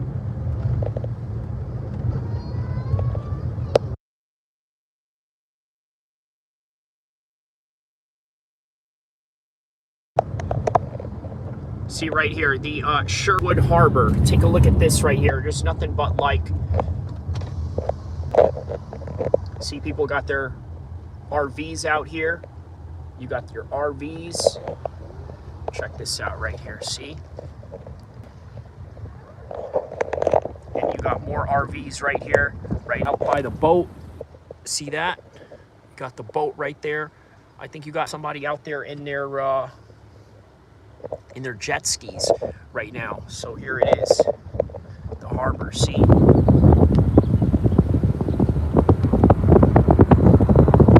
See, this is a residential area, by the way, right here. People, you know, literally pay to be, look at this, look how peaceful this environment is right here. Just nice, peaceful area. You see that? And look, they got their little motorbikes out there.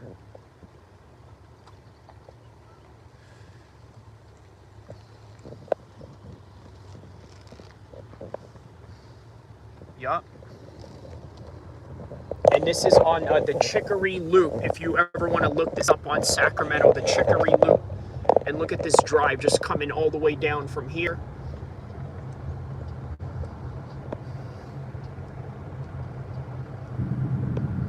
Yeah, man. You know, I would probably end up increasing tourism in Sacramento based on my video, right? You know, if my videos get big enough, I could probably, you know, influence a lot of tourism in Sacramento, inshallah. He says not as fancy as was expecting.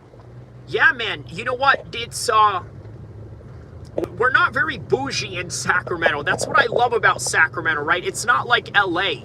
You know, we kind of have our own culture out here, but obviously LA has their own culture just based on the fact that, you know, there's a lot of, you know, like, you know, highly superficial people out there. You know, it kind of comes with the territory. But yeah, I'm going to show you some farmlands now, by the way. See, beautiful palm trees out in the middle of the country. Yeah, I think everything in California was bougie, but I know that's not the case. Yeah, it just depends where you go. And don't get it twisted. There's also areas in Sacramento that are highly bougie, right? But, you know, just not every part. You know, check this out right here. These people right here that live here are ecologists right here. People like study the rivers and oceans and stuff like that. These people are scientists that live here. Yeah, so here we are back in the open road, guys. The beautiful open road of California, man. This is where the cowboys used to reside at right here. They used to ride around horses right here shooting each other. You know what I mean? Outlaws and all of that.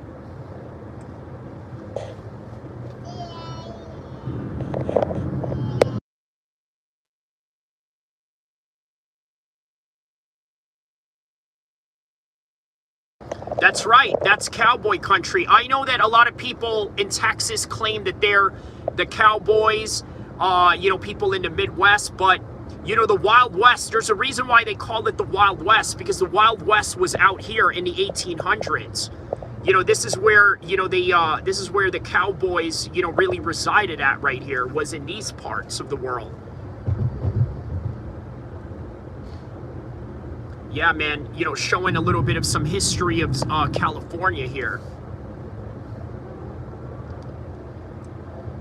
And I'm glad to be bringing it with you guys right here while, you know, while you guys are here with me. You know, very beautiful moment. See, just nothing but vast open lands of farms and whatnot. You know, palm trees. Just...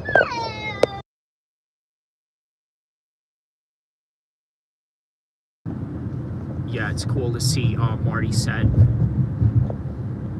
Yup, and now we're gonna pass by a farm place, and then we're gonna go to a very old town, right? It's, I mean, this is like Americana at its best, right? This is America at its best, the town that we're about to see. See, there's a man right there with an American flag. Well, not a man, but, you know, somebody holding up the American flag.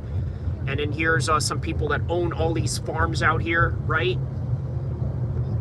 So just imagine, right? Between, I said, you need some cowboy boots. Yeah, he says, the palm trees look out of place out there, right? It's like palm trees, but in a, you know, in a country rural area. You know what I mean? That's why it's such a diverse, the beautiful diversity of California. By the way, these people right here, right? These people go out fishing out in the Bay Area. They sell like fishes here. These people that own this house right here. See, I just wanted to, you know, kind of feature this right here. Let me get out the car real quick and feature this. So check this out, right? Well, actually, I don't need to get out the car, but yeah, check this out. Ferrari, that's the family's name. Ferrari Fisheries, fresh, wild, local, sustainable fish. See that? And then they literally sell it like right out here, see? And then this is their house right here. Look at that. And you're right, yeah, the palm trees kind of make it, yeah, he says, long live America. That's right, man, the beauty of America, bro. You know, this is why I love this land, bro. You know, I've got some bikers out here, you know, enjoying their time, you know, in the countryside. Yeah.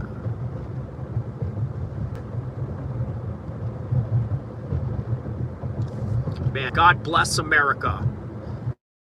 May Allah bless America. All right, now we're heading into another farmland right here.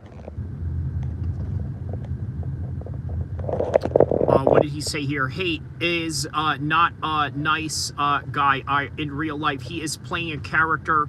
Only online, be nice. In real life, he's a bad guy. Is that right? Is that right? He's a bad guy, huh? Oh, I know you're just joking on that one. All right, let me know if you guys can still see the message here.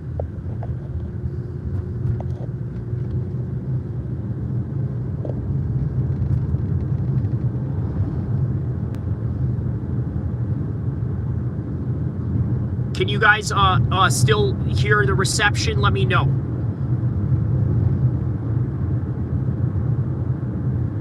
Let me know if you guys can see this now.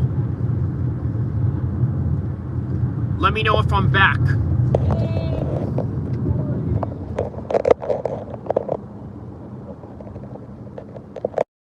Yeah, let me know, guys.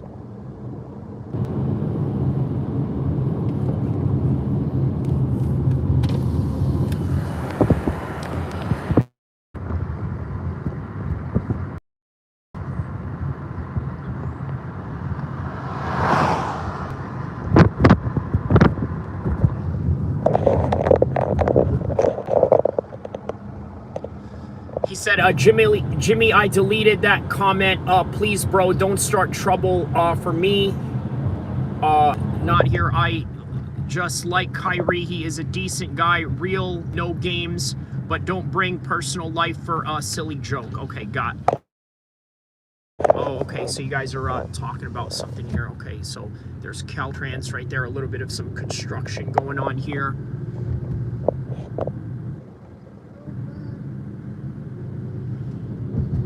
Yeah, vast open lands. Take a look at this, man. Just vast open lands out here.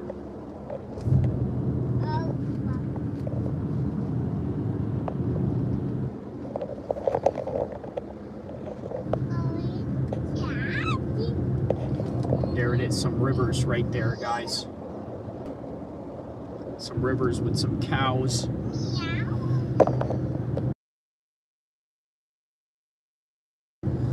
Hey, Hate Love, you can hear me, right? And Jimmy and Hate Love and Victory, let me know if you guys can hear me okay.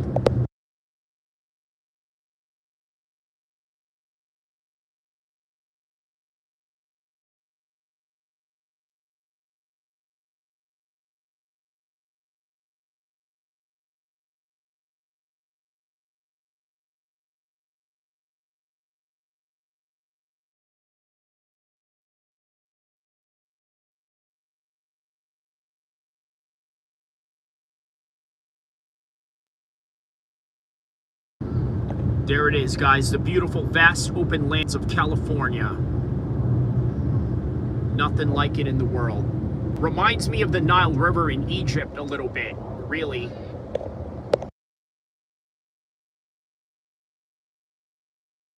Perfect. All right. So, we will continue on our tour. So, yeah, this right here, a warning. They give us a warning that this is a rough road right here, so...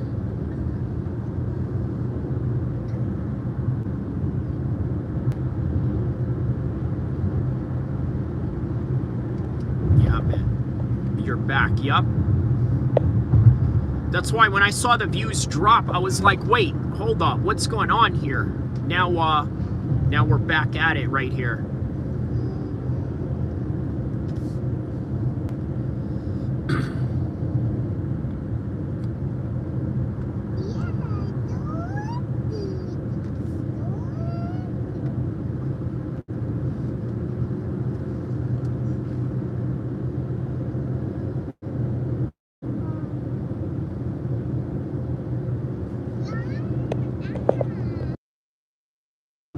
And soon we're gonna approach that town I was telling you about. Right, you would not believe that this is, California, this part of town that I owe you. And right there are some grapevines.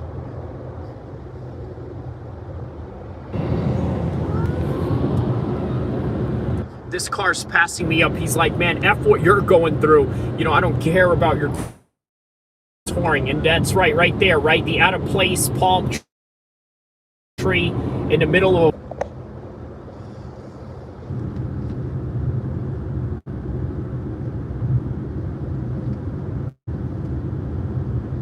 We got some farmers up right there.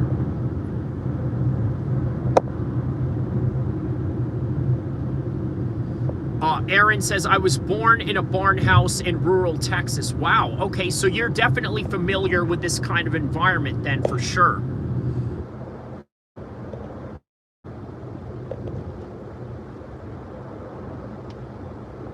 Yeah, man, beautiful parts of America, bro. The parts of America that the city slickers don't be seeing around here.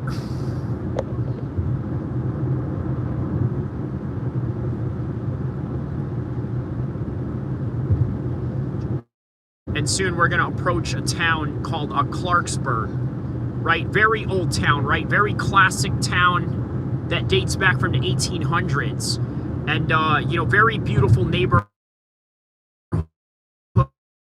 does about to approach. And to think, this is only 5 minutes away from downtown Sacramento, if you think about it, right?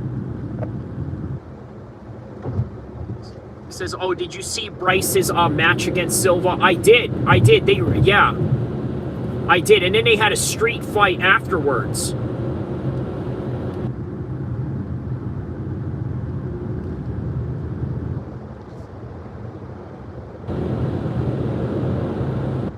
Yeah, pretty entertaining, Marty said.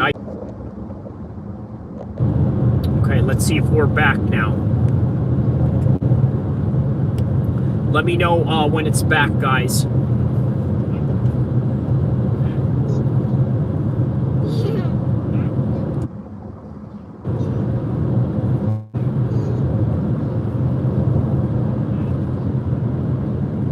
You're back now, bro. Perfect. Perfect. Perfect. We are back just in time to head into Clarksburg, right? This very old classic town. They got like a schoolhouse here that was from like the 1800s.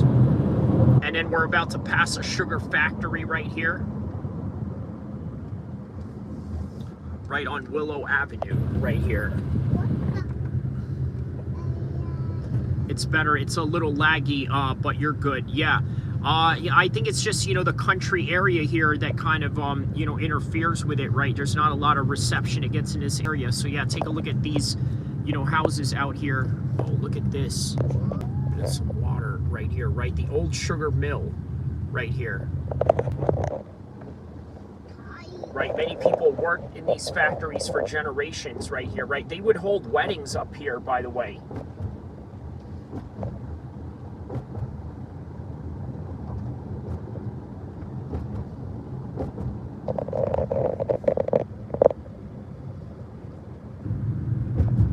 Now we are here in Clarksburg, right? This is Clarksburg Township right here, right? It's literally like a classic old American town we got going on here. Look at this.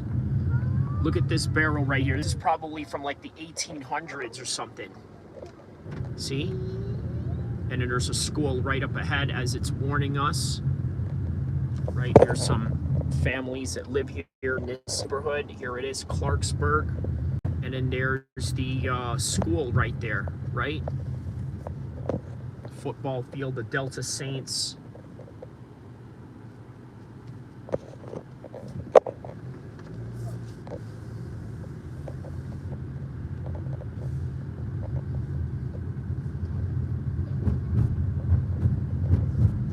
Now, if you notice, right, every house here has an American flag, right? See, they got an American flag right here. There's an American flag right there. Right? You know, very patriotic town. Obviously, there's the small fire department right here. Check out this small fire department they got over here. Right, Clarksburg Fire Department.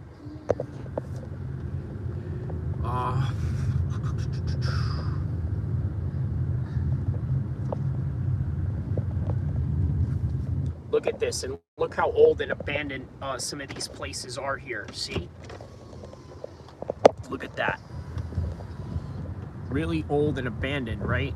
The American flag right there. Yeah, as I said, you know, very patriotic town. And then right up here is the river. See, you go right up here. There's the river. See? There's a river right there. And we're still in the town. Watch this. Look at this right here. Some boat houses they got down there.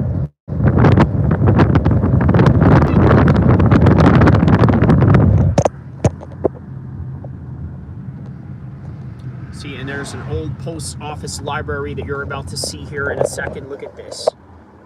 Oh yeah, I wish I could have some coffee right now. Obviously I can't because I'm fasting. But yeah, right here. This is where you get some coffee right here. Wow.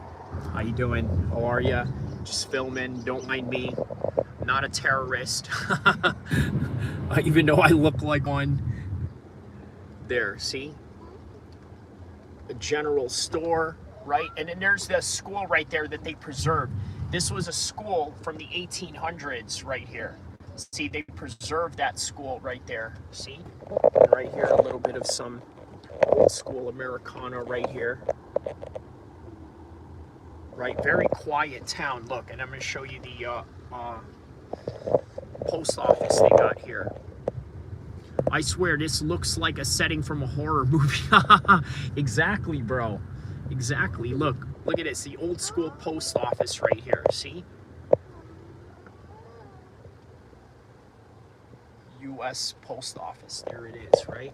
And look at this. Look, you know those are fake people, right? Look. You want to talk about horror movie, look at this. Those are like fake people. I swear.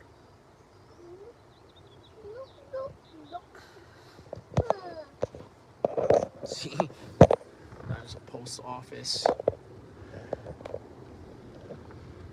All right, and if you notice, you know, there's nothing but American flags here. Look, old school tractor from back in the days, American flag, right? Just, you know, your, you know, typical American town, you know?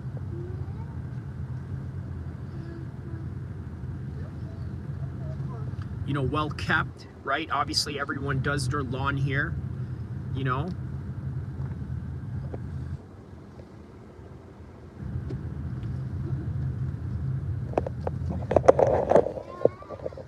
And they got their own little vineyard right here in their house, right? Very, what do you call it? Victorian-like house right here. See? American flags everywhere. See?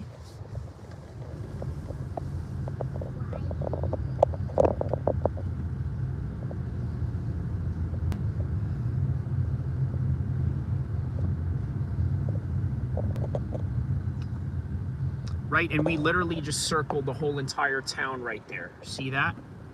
We literally just circled that whole entire town. Now check out this part of town right here. Right, so this is obviously the school. Right here, look how people, you know, have kept up their houses here.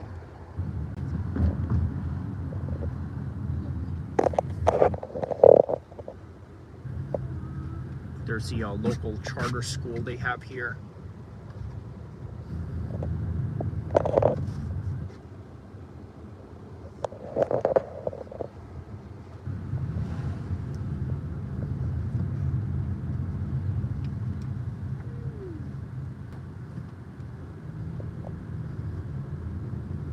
And look, they got their own little garden right here. Look at that. Wait, they got their own little garden. There's some, you know, family and kids there. Obviously, you see, look right here. Got some kids and family here. Wow, those creepy mannequins. You should go back at night and don't forget your guns. Look at this right here. See, right here. See? And look, they got their the old school library right here. Look, let me show you right here. It's a sundown city? That's the correct term. Does USA still have a sundown city? What? Explain to me what a sundown city is again. Look at this. So right here.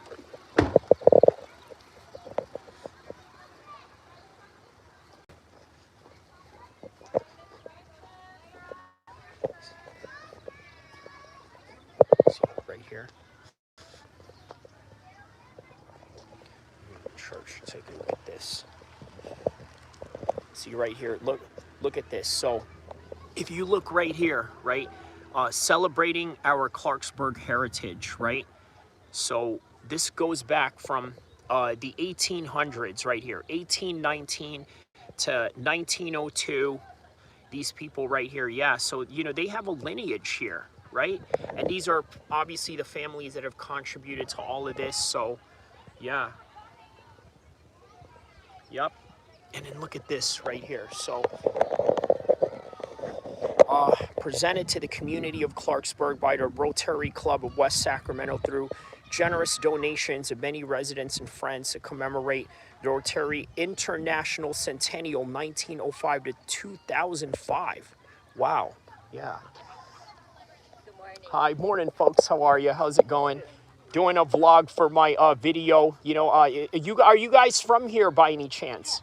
Okay, man, you know, your town is, you know, very classic. It's like, you know, just something, you know, something out of a movie that I've never seen before, you know, where I'm from. My name's Kyrie, by the way.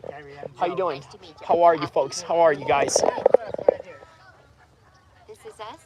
Where's us? Oh, that's you, Joe and Kathy Combs. Gomez. Okay. Yeah. Oh, wow. Yeah. Okay. Yeah. Wow. I know, it's just so cool. It really is in a unique. We grew up here, and then we raised our kids here.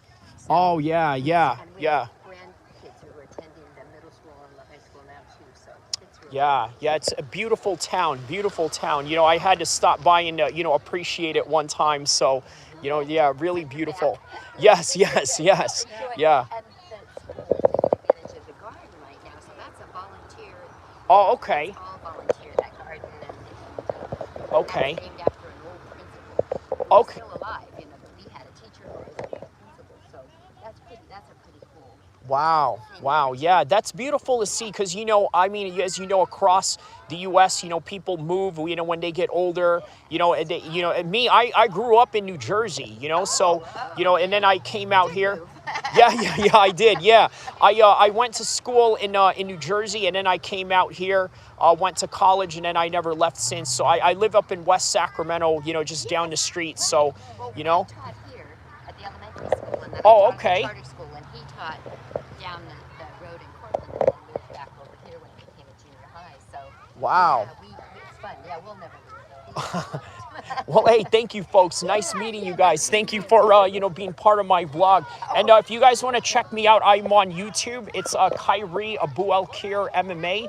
So, you know, I do, you know, MMA content, but I also do, you know, like politics as well. And yeah, Khairy. So K and Harry. And then, yeah, you should be able to find me on YouTube. Thank you, guys. Have a good one. Nice meeting you. TKs are on the move. Yeah. There it is.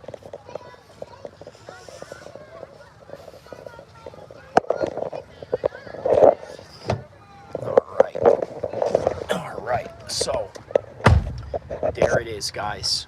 All right. So what do we? Hate Love says, back in the day, it's basically a racist city. If you were caught, you would be unalived on sight. If you're colored and scary, the law would let you. Oh, wow. Okay, that's some crazy stuff, man. So yeah, pretty awesome that I got to, you know, capture all of that, right? So yeah, that's literally the whole entire town right there, right? And then obviously there's the, you know, library right there, the old classic library of the town.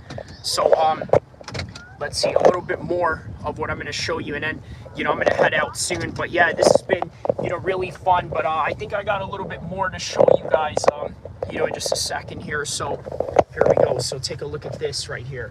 That is the garden that they were just telling you about earlier, right there. And then the school. Oh yeah, this is great right here, man. So.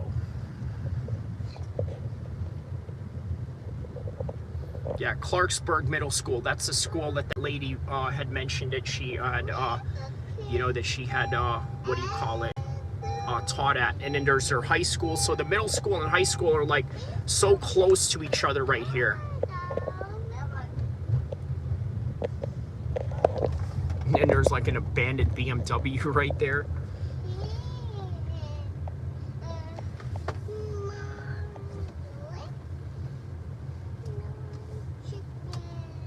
See, people are so friendly. They're like waving hi and saying hello.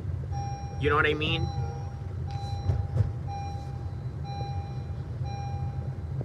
All right, so check out these, you know, mansions right here. So on top of that, take a look at this, right? Take a look at the little mansions they got over here. Look at this. Look at this house. Ooh-wee, right there. Mansions after mansions. Yup.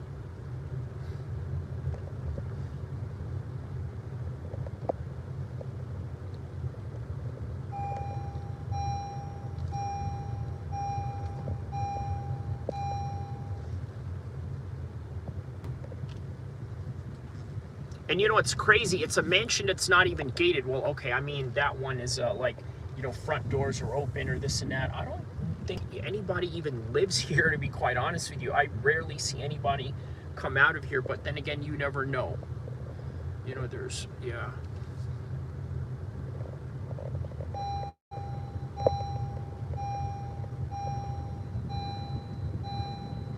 Yup.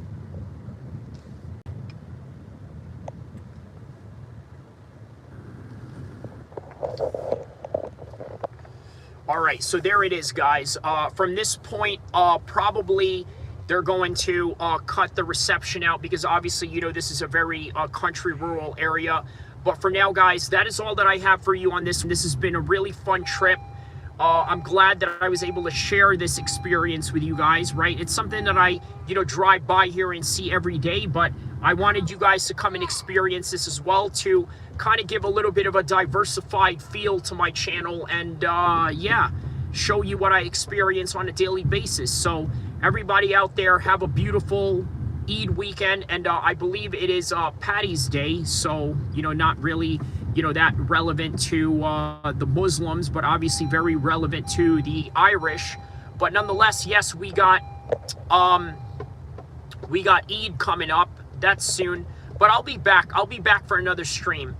Don't forget to like and subscribe. I'll see you in the next one.